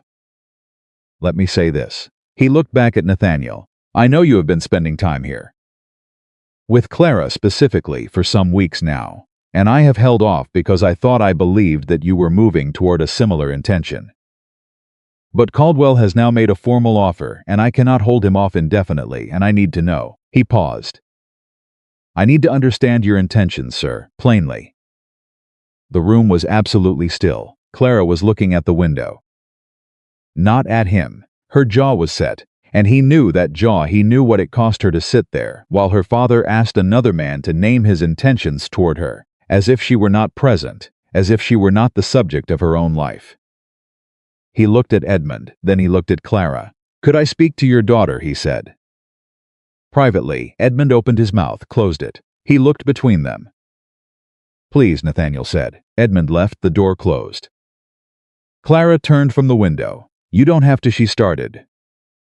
I know I don't have to, he said. He walked to where she was and stopped a few feet away, close enough that she would have to look up at him, but not so close that it felt like pressure. I want to. She looked up. Her eyes were very steady, but beneath the steadiness was something else, the thing she spent a great deal of energy managing. Vulnerability. The real kind. The kind that comes from wanting something and knowing you might not get it. Thomas Caldwell is a good man, Nathaniel said. I know, she said. He would not make you smaller, he said. He would not ask you to stop having opinions or to sit quietly at dinner or to pretend you don't know more about drainage systems than his foreman. He paused. He would be a decent life, Clara, I believe that. She didn't say anything, but I stopped. Found the true thing, said it. I would spend the rest of my life learning from you. I would argue with you at breakfast and listen to you at every other hour, and I would get it wrong sometimes, often probably, and I would come back and try again. He looked at her directly. I cannot promise you perfect. I can promise you honest. I can promise you that I will never ask you to be less than you are. He paused. And I can promise you that when you are right about something, about the drainage or the crop or the foreman or anything, I will say so. Out loud, in front of anyone who needs to hear it. Clara's composure, that extraordinary, load-bearing composure, cracked. Just slightly, just at the edges. That's an unusual proposal, she said. Her voice was not entirely steady. I'm an unusual situation, he said. You told me that approximately 11 times over 8 weeks. Something moved across her face, almost a laugh, almost. I haven't said yes, she said, I know. I haven't said no either. I know that too. She looked at him. He looked at her. The summer afternoon pressed down over the house, and outside somewhere the land was working the channel, moving water in the right direction, the south corner of the tobacco field recovering. All the small right things that had happened because she'd known what she was talking about, and someone had finally listened. Give me a week, she said. Take whatever you need, he said. A week, she said firmly. I'm not a woman who needs more than a week to know her own mind. I just need, she paused. I need to be sure I'm choosing the real thing and not the idea of it. He nodded. That was fair. That was more than fair. Clara, he said. He'd said her name before, but not like this, not with everything in it. Whatever you decide, I want you to know that these months knowing you, they changed something in me that I don't think will change back. He paused. You should know that regardless. She looked at him for a long moment. Go home, Nathaniel, she said softly. He went. He rode home through the August heat with his hands loose on the reins and something in his chest that was equal parts terror and the strange, fierce certainty of a man who has finally said the true thing and cannot take it back. He did not want to take it back. He got home to find a second letter from George Harlow on his desk. He didn't open it. He set it aside, built a fire in the study grate, unnecessary in August, but the ritual of it steadied him and fed the letter into it without reading it. Then he sat down and began a different letter entirely. Not to George, to his estate manager, outlining changes to how the workers' wages were structured. Things he'd been thinking about for months and hadn't acted on. Things Clara had said without knowing she'd said them about the people around you and how you treat them and what that says about who you actually are rather than who you perform to be. He wrote until the fire died down. He understood a man who was becoming someone.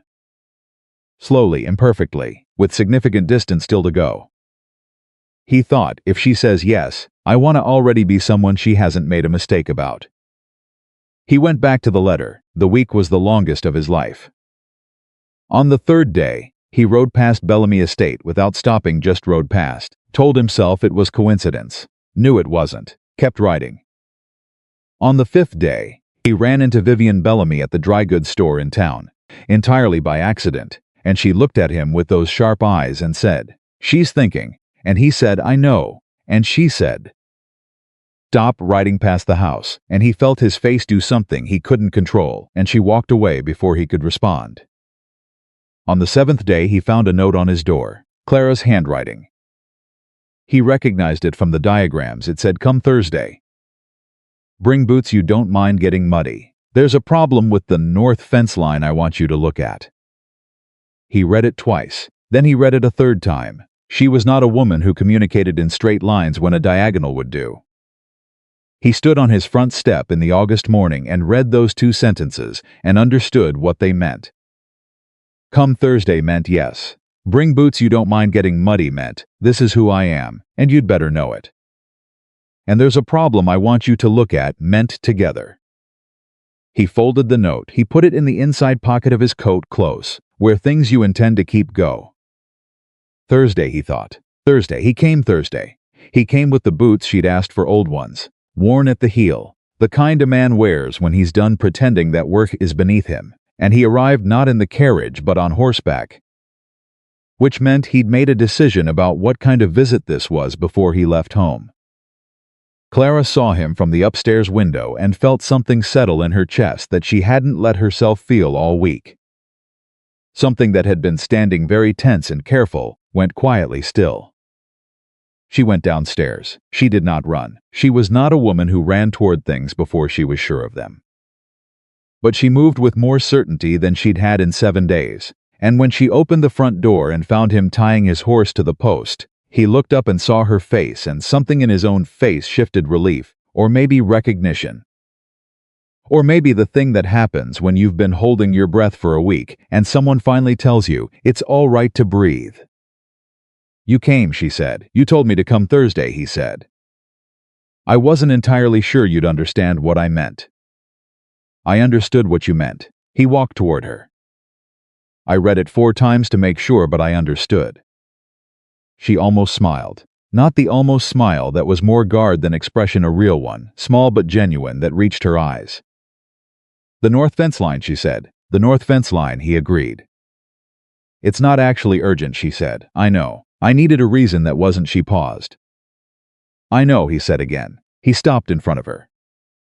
Close enough. Not too close, Clara. I know. She looked at him, that long, direct assessment that she gave everything, the one that saw past the surface and into the structure underneath.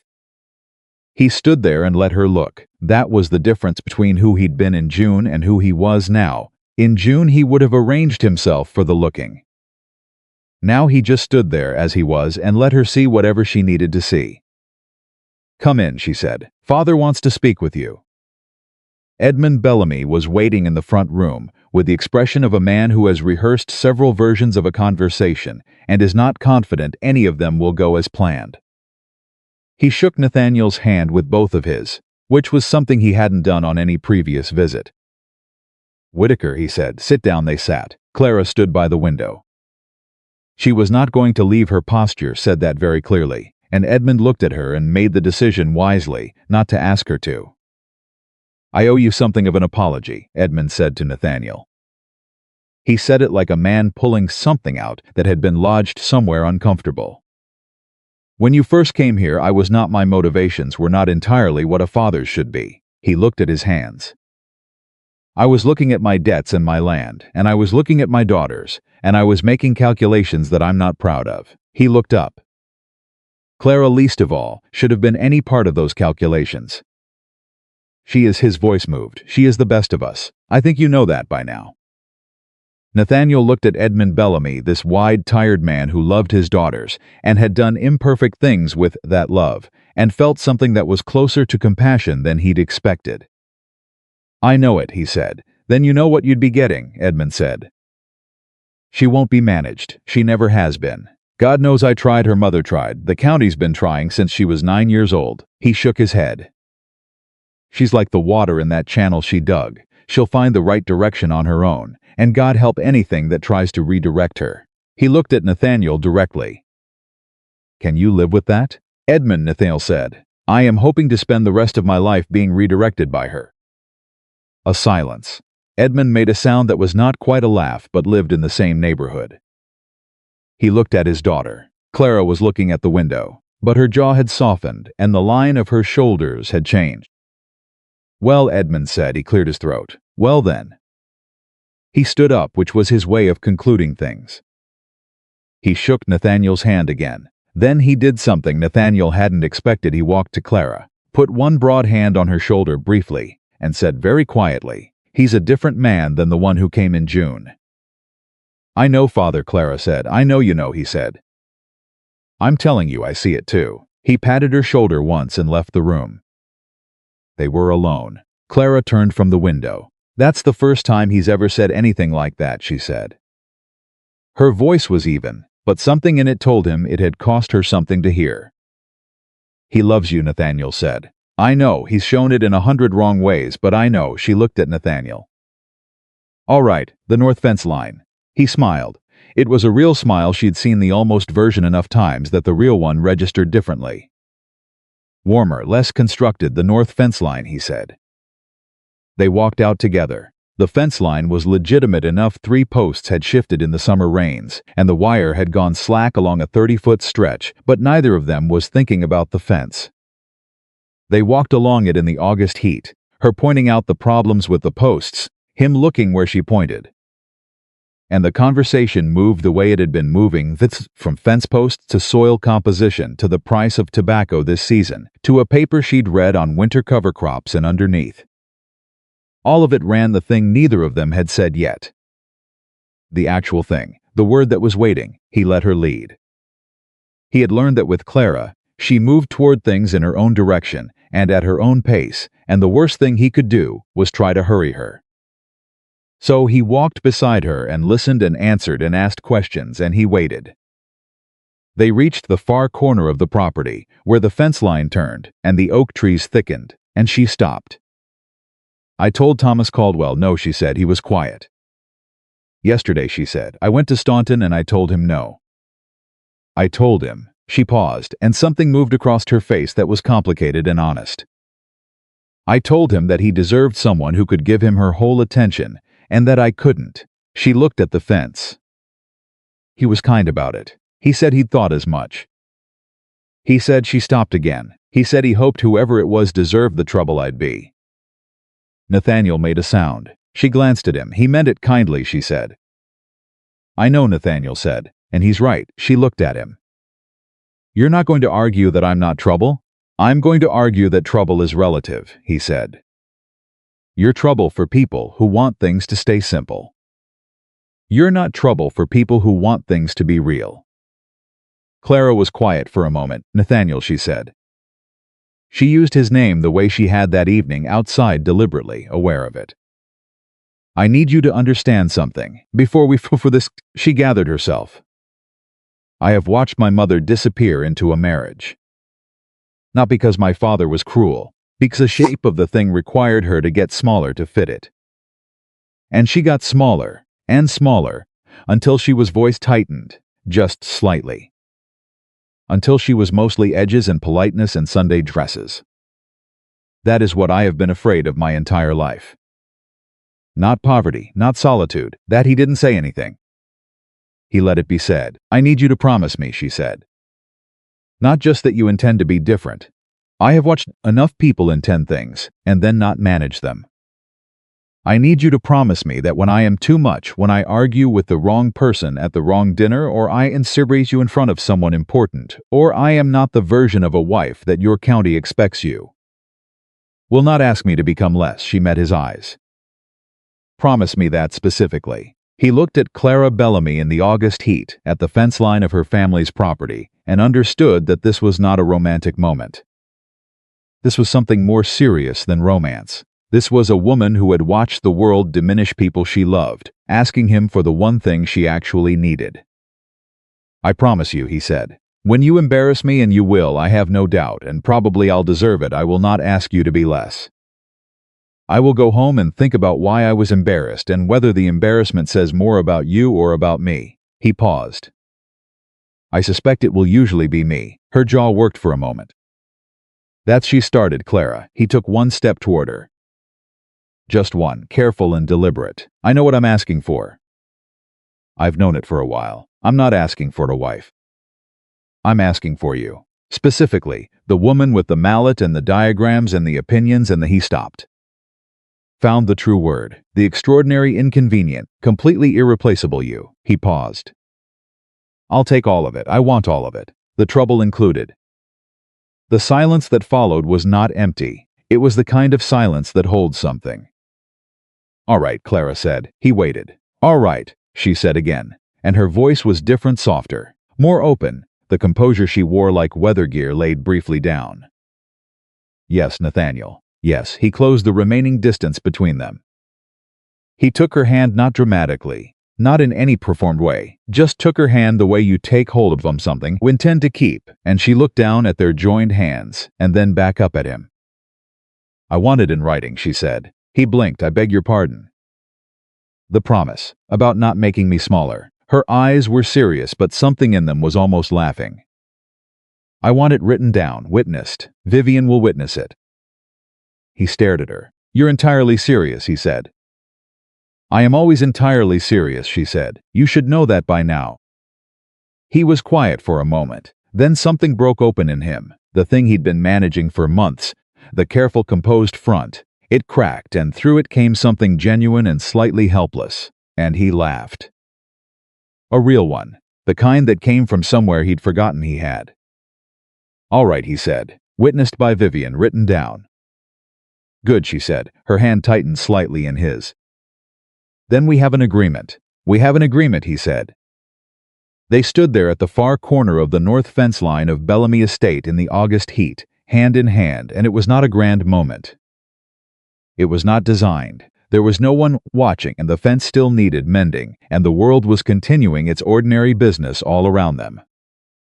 But that was the thing about it. That was exactly the right thing about it. It was real. It was theirs. It had been built out of irrigation diagrams and honest arguments and a week of letters and a man learning, slowly and imperfectly, how to be someone worth choosing. The trouble started the following Sunday. Nathaniel had expected it.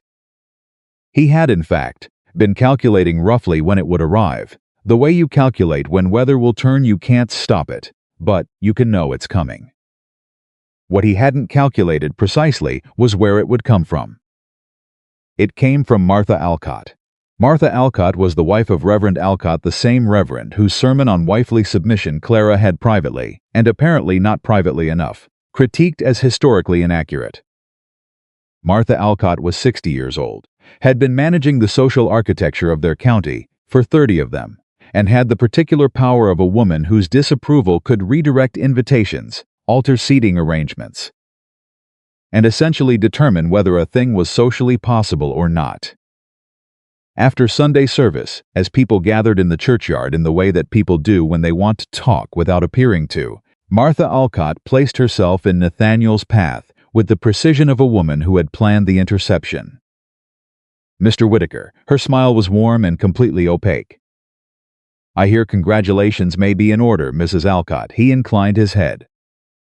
"The youngest Bellamy girl," she said pleasantly. What a surprise. She let the word sit. "We had all rather thought well. Charlotte is such a gracious young woman, and of course Vivian is quite accomplished." But Clara, she tilted her head. "Well, she is certainly her own sort of person." Nathaniel looked at Martha Alcott. He had grown up in this county. He knew exactly what her own sort of person meant in Martha Alcott's vocabulary. He knew the precise social weight of that tilted head and that pleasant pause. He had two choices. He could say something smooth and social that acknowledged nothing and committed to nothing, and Martha Alcott would walk away satisfied that he understood his position in the hierarchy. And the story that would be told about Clara Bellamy in this churchyard, And every other gathering for the next year would be the story Martha Alcott chose to tell. Or he could say the true thing. He thought about Clara standing at that fence line. He thought about the promise he'd made, not just the one she'd asked him to write down, but the one underneath it, the one a man makes to himself when he decides who he's going to be. "Mrs. Alcott," he said, and his voice was perfectly pleasant and perfectly clear. "Miss Clara Bellamy has more knowledge of agricultural science than any man in this county, including my own estate manager, who has 20 years on her. She has redesigned the drainage systems on her family's property and saved 2 seasons of crop loss that no one in this churchyard noticed happening." He paused. "I am not surprised she is her own sort of person. I am grateful that she is, and I intend to ensure that this county understands what it has had the good fortune of having in its midst." He inclined his head again. "Enjoy your Sunday, ma'am." He walked away. His heart was beating harder than it should have been for a conversation in a churchyard. That was the thing no one told you, about deciding to be honest. It cost something, every time, even when you were sure. Especially when you were sure. He found Clary 3 people away, deep in conversation with 2 women about something involving a local family's harvest situation, and she looked up when he approached and read something in his face immediately. "What happened?" she said quietly when the other women moved on. "I spoke to Martha Alcott," he said. Clara went very still. "What did you say?" he told her. She looked at him for a long time. Something moved through her face that he couldn't quite name. It was complicated, layered, the expression of a woman processing several things at once. "You know she's going to be unpleasant about this," Clara said. "I expect so. She has considerable influence over who gets invited to what in this county." "I know, you may find your social calendar, Clara." He looked at her steadily. "I don't care about my social calendar." She searched his face, looking for the thing that wasn't there, the regret, the calculation, the small retreat that men made when they'd said something brave and then counted the cost. She looked for it, the way she looked for everything, carefully, thoroughly, without giving him the benefit of any doubt he hadn't earned. "She didn't find it, Nathaniel," she said quietly. "Do you understand what you just did? I told the truth about you," he said. "In public, to a woman who had influenced the story people tell about you." He paused. "Yes, I understand what I did." Her chin was slightly unsteady. She controlled it. He saw the controlling and admired it, and also wanted very much for her to not have to do it. "Thank you," she said. Her voice was not unsteady. She had complete control of her voice, but her eyes were not entirely steady, and she let him see that, which told him more than anything she'd said. "You don't have to thank me," he said. "I know I don't have to," she said. "I'm choosing to." She looked at him. "That's the point." He understood the point. He said nothing else. But he moved slightly closer to her, not touching, not publicly, just the geography of standing beside rather than near, and she let him. And they stood together in the churchyard while August moved around them. And the story Martha Alcott would tell might be unpleasant, but there would also be another story, told by people who'd watched Nathaniel Whitaker stand in a churchyard and say Clara Bellamy's name with pride. Stories moved fast in 3 counties. Both stories moved. By Tuesday, Nathaniel knew they were moving, because 2 of his neighbors mentioned the Bellamy girl when he saw them in town, one with a slight uncomfortable formality that told him they were adjusting their opinion of the situation, and one with a genuine warmth that surprised him. An older farmer named Bo Simmons, who had known Nathaniel since before his father died, and had the comfortable directness of a man who no longer cared what anyone thought of him, stopped him on the road and said, "Heard you lit into Martha Alcott at church Sunday." "I didn't light into her," Nathaniel said. "I corrected a misconception." Bo Simmons laughed. "That's what she said you did." She did not consider them the same thing. He looked at Nathaniel with the assessment of a much older man looking at a younger one. "The Bellamy girl, the youngest one. My wife knows her," Bo said. "Says she's the sharpest mind in the county. Also says she'd as soon argue with a stone wall as ask it nicely." He grinned. "My wife considers that a compliment, as do I," Nathaniel said. Bo looked at him. Something settled in the older man's face, a kind of recognition. the expression of a man who has been watching someone for a long time and has just seen them become who they were always going to be. "Good," he said simply. He tipped his hat and rode on. The following Friday, Charlotte Bellamy asked to speak with Nathaniel. He was visiting the estate, a normal visit now, recognized by everyone in the household as what it was when Charlotte intercepted him in the hall with a quiet, "May I have a moment?" He followed her into the front sitting room, and she closed the door, and she turned and looked at him with an expression he had never quite seen on Charlotte Bellamy's face before. Something had been set down, the careful graciousness, the performance of pleasant composure. It wasn't gone, but something underneath it was showing. "I want to say something to you," Charlotte said, "and I want you to hear it properly." "All right," he said. I thought I wanted this," she said carefully. "When you first came, I understood what a match with you would mean for this family. I understood what it would mean for me." She paused. "I was not going to love you. I think you know that. I think we both knew that from the first afternoon. But I was prepared to be appropriate and to manage it well and to have a life that was—" She stopped. Started again. "A life that was fine." Her voice shaped the word with a particular feeling. "And then you kept walking to the East Field, and I watched what happened between you and Clara, and She looked at her hands. "I am not jealous," she said very precisely. "I need you to know that. I am not hurt." She looked up. "I am relieved, in a way I don't entirely have words for." She paused. "Because I don't want a fine life either. I thought I did. I've been telling myself I did." A long pause. "I want something real. I'm not sure yet what it looks like, but watching Clara," her voice softened. "Watching my sister not settle, watching her make someone become better because she refused to ask for less, it's taught me something." Nathaniel looked at Charlotte Bellamy and understood that he was seeing something rare, a woman revising a story she had told herself, in real time, with honesty. "Charlotte," he said carefully, "you deserve the real thing. For what it's worth, from me." She smiled. This time it was a real one, not the gracious performance, but something younger and more open. "Thank you," she said, "and I wanted to say you're good for her." And she's a slight pause. "She's very good for you. I've watched you become someone entirely different between June and August. That doesn't happen with most men." She paused. "Don't waste it."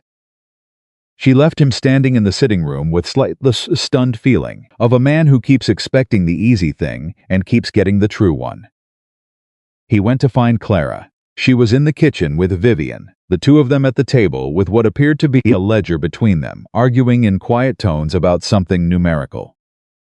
They looked up when he came in. "Charlotte talked to you," Vivian said. "It wasn't a question, she did. She's been working up to that for 3 weeks," Vivian said. She turned back to the ledger. "She's going to be all right, in case you were wondering.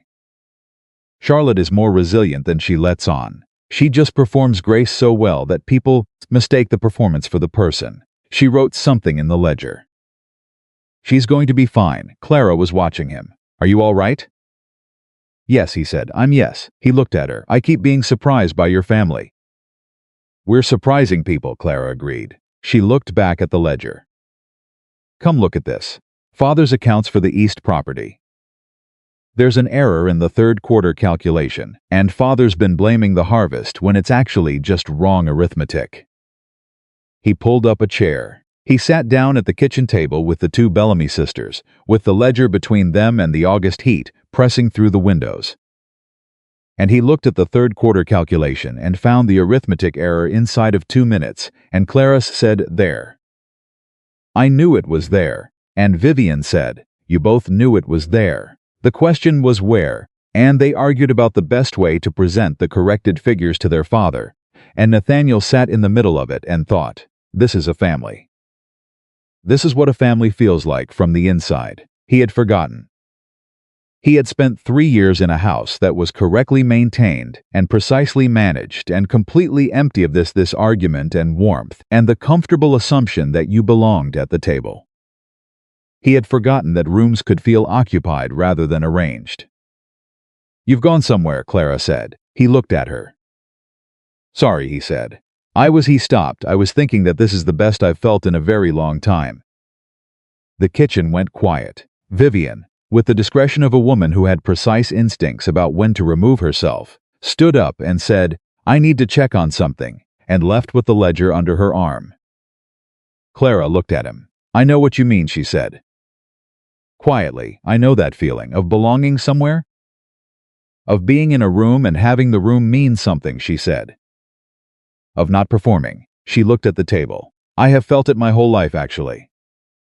With Vivian, with father on his better days, with the land she looked up. I never expected to feel it with a man who arrived here in June to choose a wife, like he was selecting a piece of property." "I was," he said. "I'm sorry for that. I know you were." She paused. "I'm not. Angry anymore, I mean. I think if you'd arrived differently, if you'd been easier from the start, I would have trusted it less." She tilted her head. "The watching you change has been that's what convinced me. Not what you said you would be, what you became." He looked at her across the kitchen table. "Clara," he said. "Don't say anything profound," she said. "You'll make me cry, and I haven't cried in front of anyone since 1809, and I'd prefer to maintain that record." He almost laughed. He controlled it. "Can I ask you something practical instead?" he said. "Please," she said with real relief. "The north fence line," he said. "The 3 shifted posts. If we reset them properly, the lower wire needs to come up 4 inches to account for the new soil level. Do you want me to have my men come and do it, or were you planning?" "I was planning to do it myself," she said immediately. "I thought you might be," he said. "Can I help?" She looked at him for a moment. "You want to reset fence posts?" "I want to be useful," he said. "You told me in July that usefulness was the highest thing you valued in a person. I'm trying to be useful." Clara Bellamy looked at Nathaniel Whitaker across the kitchen table of her family home, and something moved in her face that was neither the composed steadiness she wore in public nor the careful assessment she applied to everything. It was something more open than both the look of a woman who had stopped bracing for disappointment and was feeling, with some surprise, the absence of it. "Saturday," she said. "Bring work gloves." "I'll bring work gloves," he said. "And the boots." "And the boots," he agreed. She nodded once, satisfied. She picked up a pencil and turned back to the ledger her sister had left.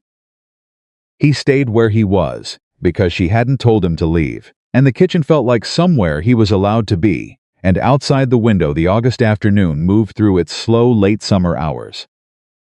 And inside everything was ordinary, and everything was completely right. "You made an error in the second column, too," he said, looking at the ledger from across the table. She looked back at him. "Don't be smug about it," she said. "I wasn't going to be," he said. She handed him the pencil. He took it, he corrected the figure, he handed it back. Their fingers touched in the exchange, briefly, and neither of them remarked on it, and both of them felt it.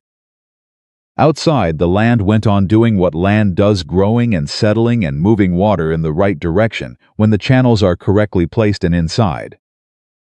2 people who had arrived at each other by the most indirect possible route sat at a kitchen table in the late summer of 1815 and figured out, column by column, what it meant to build something together. Saturday came the way important days sometimes do, quietly, without announcement, dressed in the ordinary clothes of just another morning. Nathaniel arrived at Bellamy Estate before 8. He had the work gloves. He had the boots. He had, though he would not have admitted this to anyone, been awake since 5, not from anxiety but from something closer to its opposite, a kind of clear, settled alertness. The feeling of a man who knows where he is going and is simply waiting for the hour to arrive. Clara was already at the fence line when he got there. She had a post-hole digger leaning against her knee and a cup of something hot in her hand, and she was surveying the shifted posts with the expression of a woman who has already decided exactly what needs to be done and is simply allowing the morning to catch up with her. She heard him coming. She didn't turn around. "You're early," she said. "So are you," he said. "I live here," she said. "It doesn't count." He came to stand beside her and looked at the fence line. 3 posts shifted by the summer rains, the wire sagging between them in a long, lazy curve. It was objectively not a complicated problem. It would take 2 people maybe 2 hours to fix it properly. Neither of them moved to start immediately. "Clara," he said. "Not yet," she said. "Let me finish this." She meant the cup. He waited. She drank. She handed him the empty cup without looking at him and picked up the post-hole digger. All right. First post. They worked. That was the thing about it. They simply worked. He dug. She measured. He drove the post. She checked the level. He ran the wire. She tested the tension. Back and forth, without discussion about who did what, in the easy rhythm of two people who have figured out, without ever formally deciding, how to divide the labor between them. He was stronger. She was more precise. The fence that emerged from the 2 hours was better than the original had been. Halfway through, with the second post set and the wire half strung, she said, not looking at him, focused on the tension gauge, "George Harlow wrote you another letter." He stopped. She glanced at him. Vivian heard it from the postmaster's wife. "She says he's been telling people in Richmond that you've lost your judgment." "That's his opinion," Nathaniel said. "He's also been suggesting that the Whitaker estate management may need to be reviewed, hinting that that grief has affected your decision-making." Her voice was perfectly even. "Too even. That choosing me is evidence of impaired judgment." He set down the wire. "Clara, I'm telling you because you should know," she said.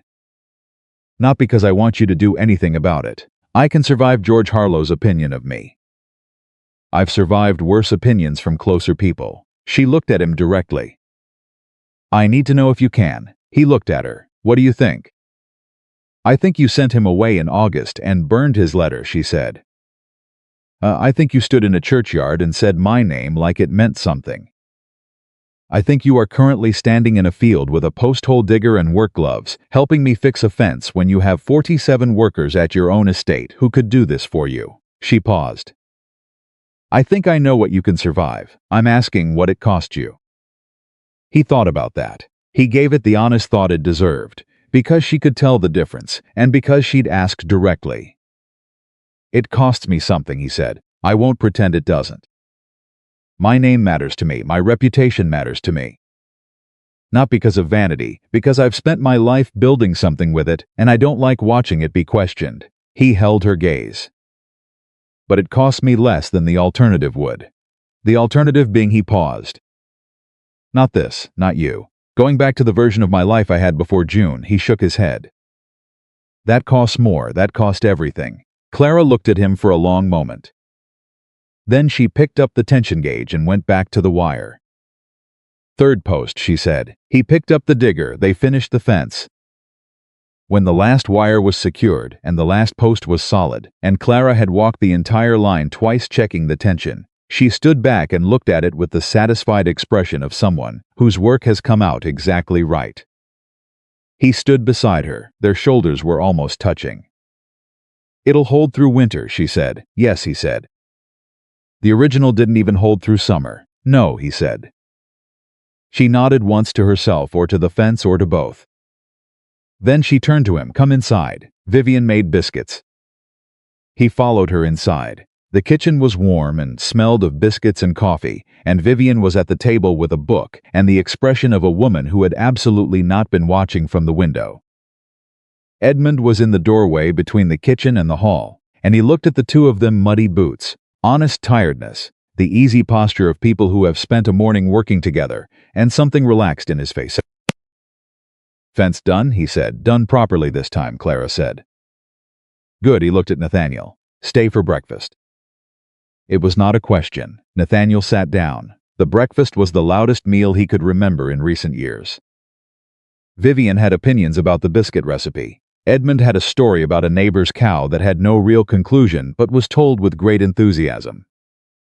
Clara ate with one hand and made notes in her journal with the other, and when he asked what she was writing, she turned the journal so he could see a sketch of the corrected fence line, annotated with the measurements they'd used. Because she kept records of everything she fixed. "In case someone shifts the posts again," she said. "Who shifts fence posts?" Vivian said. "Summer rains," Clara said. "She means in case you need to reference it in future," Vivian said to Nathaniel, without looking up from her book. He looked at Clara. Clara was looking at her journal with the composure of a woman who had not just heard her sister imply a shared future as a settled thing. In case anyone needs to reference it, Clara said. Vivian turned a page, of course. Edmund was watching all of this with the warm, tired expression of a man who sees things clearly when he's not too worried to look. After breakfast, after Vivian had cleared the plates and Edmund had wandered off toward the fields, and the kitchen had settled into a quiet that was different from the morning quiet Fuller. Satisfied, Clara put her journal on the table and looked at him. "There's something I need to ask you," she said. "Ask me," he said. She paused. "When we marry, I want to continue working. Not just your household. The land, the planning, the decisions about what gets planted where and how the drainage runs and what the rotation schedule looks like." She met his eyes. "I don't want to manage a household and attend social functions while you manage everything that matters. I want to be part of the decisions. I know you do," he said. "I need you to confirm it," she said specifically. "Not as something you're willing to tolerate, as something you actually want." He looked at her. "Clara, I have been riding 6 miles across this county for 3 months specifically to access your judgment on land management questions. What do you think my answer is?" She held his gaze. "Say it anyway. I want you working beside me," he said. "On the land, on the decisions. I want your name beside mine on the plans, and I want your voice in every conversation that matters to the estate." He paused. "I will likely sometimes disagree with you." "You will," she agreed. "You will likely be right more often than I am." "Probably," she said without false modesty. "And I will say so," he said, "when you're right, out loud. To whoever needs to hear it." He leaned forward slightly. "Is that what you needed?" She was quiet for a moment. "Yes," she said, "that's what I needed." She reached across the table and picked up his hand, not the way she had at the fence line, not briefly, and held it with intention, with decision, with the deliberateness of a woman who has made up her mind and is no longer hedging it. He looked down at their hands. He looked up at her. "There's something I need to do," he said. "What?" "I need to speak to George Harlow," he said, "not to argue. Not to defend myself. I need to go to Richmond and speak to him directly, because what he's saying about you is not acceptable, and I want him to hear that from me in person, not through letters." He paused. "And I need to do it before anyone else hears more of it." Clara looked at him carefully. "You don't have to fight my battles, Nathaniel." "I know," he said. "This isn't fighting your battle. This is fighting mine. He's using my name to question your worth, and my name is the part I'm responsible for." He met her eyes. "You fight your battles. I'll fight mine. This one happens to be about you, which makes it," he paused. "Which makes it the most important one I've had." She was quiet for a long moment. "Richmond is 2 days' ride," she said. "I know. You'd go this week?" "I'd go Monday," he said. "I'd be back Thursday." Her hand tightened slightly on his. Not worried. He knew her well enough now to know it wasn't worry. It was something else. The recognition of a man choosing to do something difficult, not because it was required, but because it was right. "All right," she said. "Go Monday." He went Monday. The ride to Richmond gave him 2 days of thinking, which was 2 days more than he'd had in the comfortable, settled rhythm of recent weeks. He thought about who he had been in June, the man who had ridden to Bellamy Estate, with a plan and an expectation and the certainty that he knew what he wanted.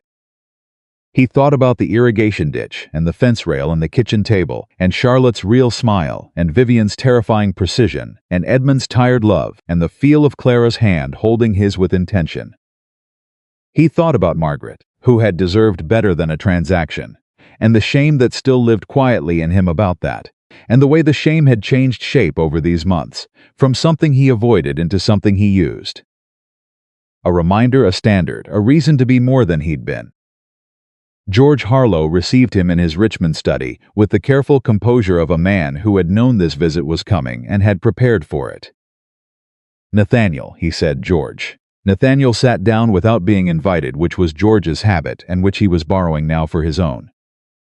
"You've been speaking to people about me, about my choices.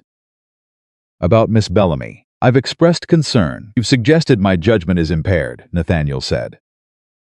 "You've used the word grief in connection with my decision to court Clara Bellamy, which implies that a man in his right mind would not make that choice." He looked at George directly. "I want you to understand something. My judgment has not been impaired. It has, if anything, improved considerably over the last 3 months. And what it has improved toward is the understanding that the Whitaker name will be better served by honest, capable, thinking people connected to it than by the correct people who say nothing and mean nothing and leave nothing behind. George was very still. Clara Bellamy, Nathaniel said, knows more about land management than most men in this county. She has improved the drainage systems on her family's property, corrected the irrigation planning on mine, and has more intellectual honesty in one conversation than I have encountered in years of social obligations. He paused. She is going to be my wife. She is going to work beside me. She is going to say things at dinner that people weren't expecting to hear, and she is going to be right most of the time, and I am going to say so. He held George's gaze. This is not grief. This is the first clear-headed decision I have made in a long time. The room was very quiet. George Harlow looked at his cousin, this man he'd known since he was 12. This careful, controlled, deliberately composed man, and saw something different sitting in front of him. Not the composure, not the management. Someone who had stopped performing and started being, and who had no particular interest in George's approval of it.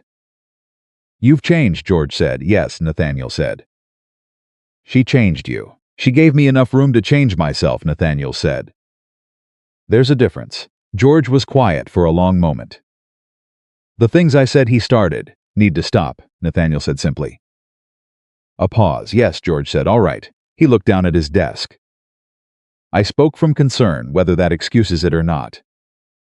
It doesn't excuse it, Nathaniel said, but I'll accept that it explains it. He stood up.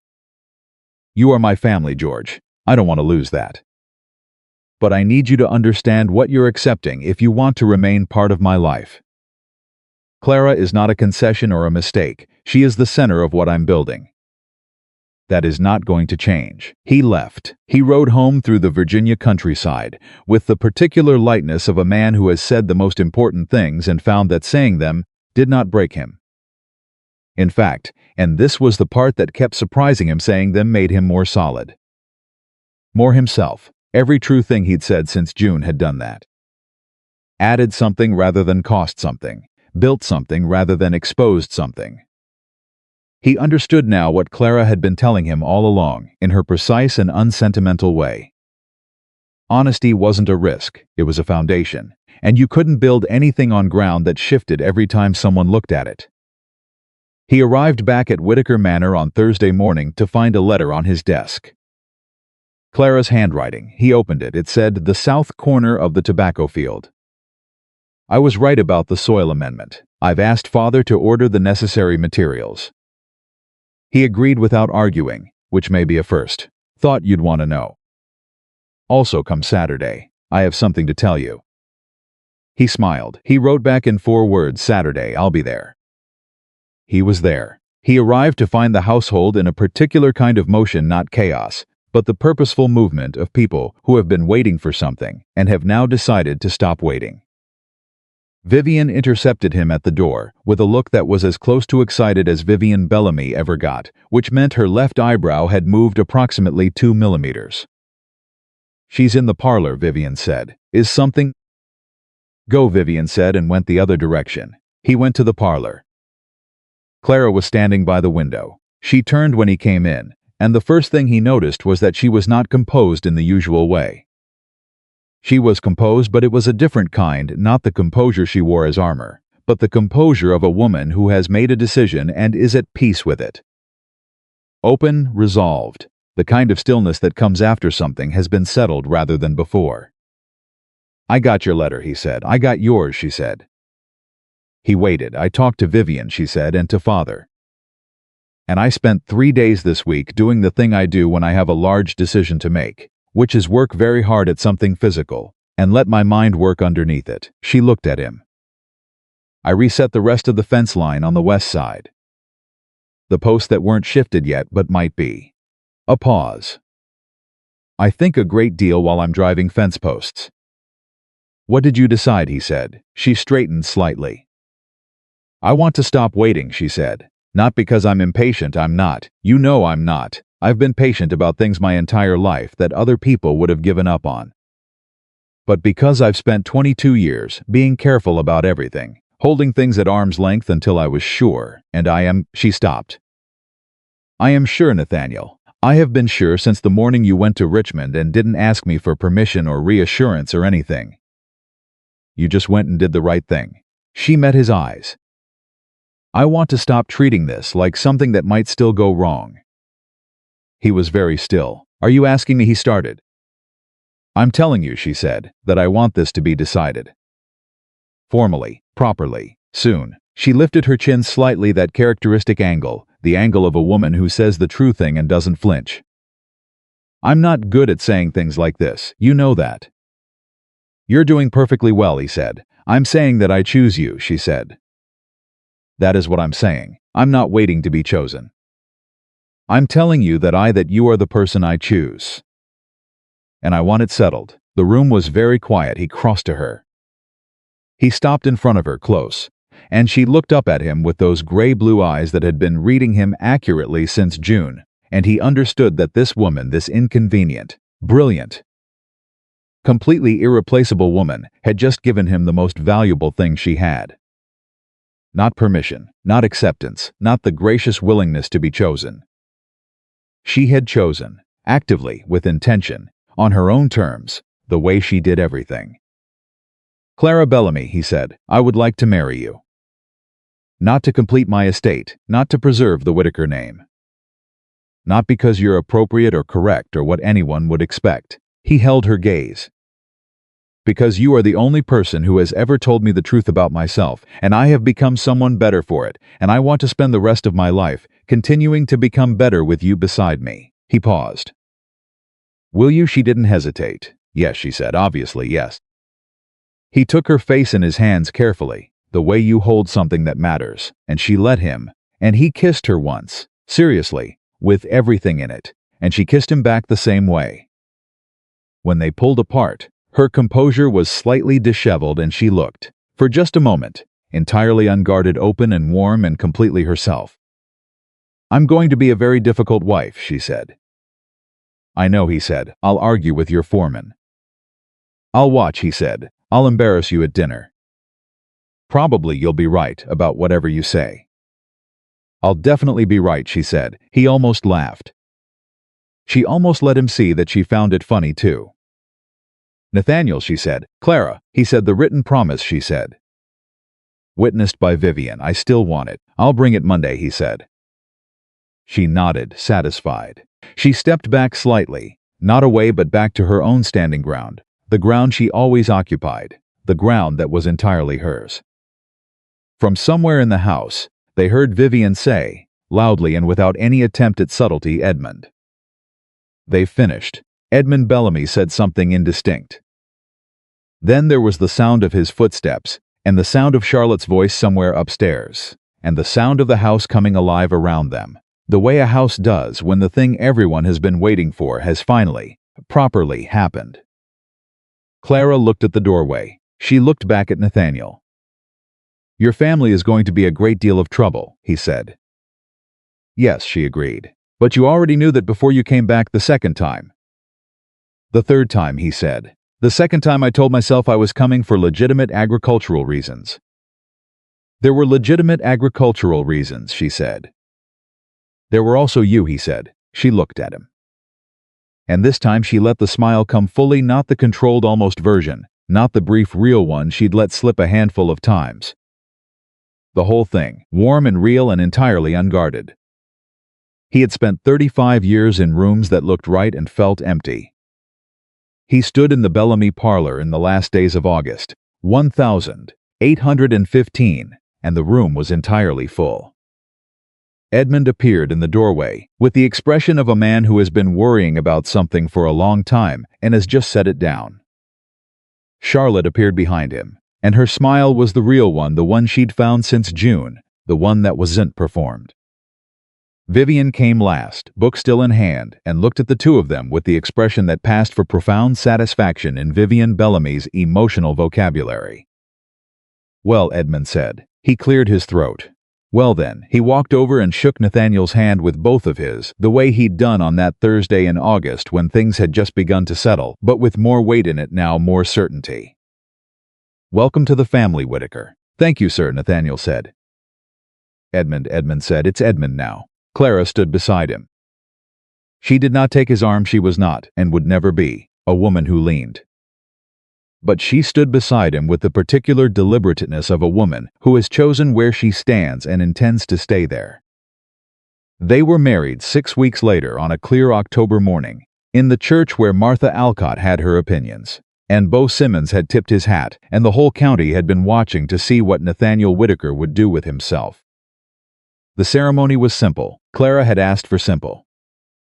She had also asked that Vivian stand beside her, which Vivian had done with perfect composure and slightly red eyes that she would not acknowledge. Edmund had walked her down the aisle with the walk of a man who has done something right, not perfectly, not without error, but right enough where it mattered.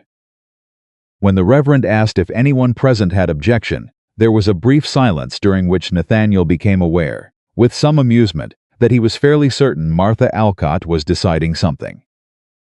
Whatever she decided, she said nothing. When Clara said "I do," she said it the way she said everything, directly, without decoration, with full and settled intention. Not a performance of commitment, the thing itself. He said it back the same way. And when they walked out into the October morning together, into the sharp fall air and the beginning of the rest of it, she looked at him with those gray-blue eyes that had been seeing him clearly since June, and he looked back at her. And between them was something that had been built out of irrigation diagrams and honest arguments and burned letters and fence posts and the slow, deliberate work of two people choosing to become better than they had been.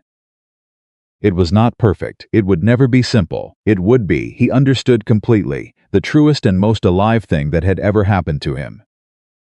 The daughter nobody expected had walked through a door covered in dust and told him exactly what he was doing wrong, and he had been fortunate enough, finally and at last, to listen. That was the whole of it. That was everything.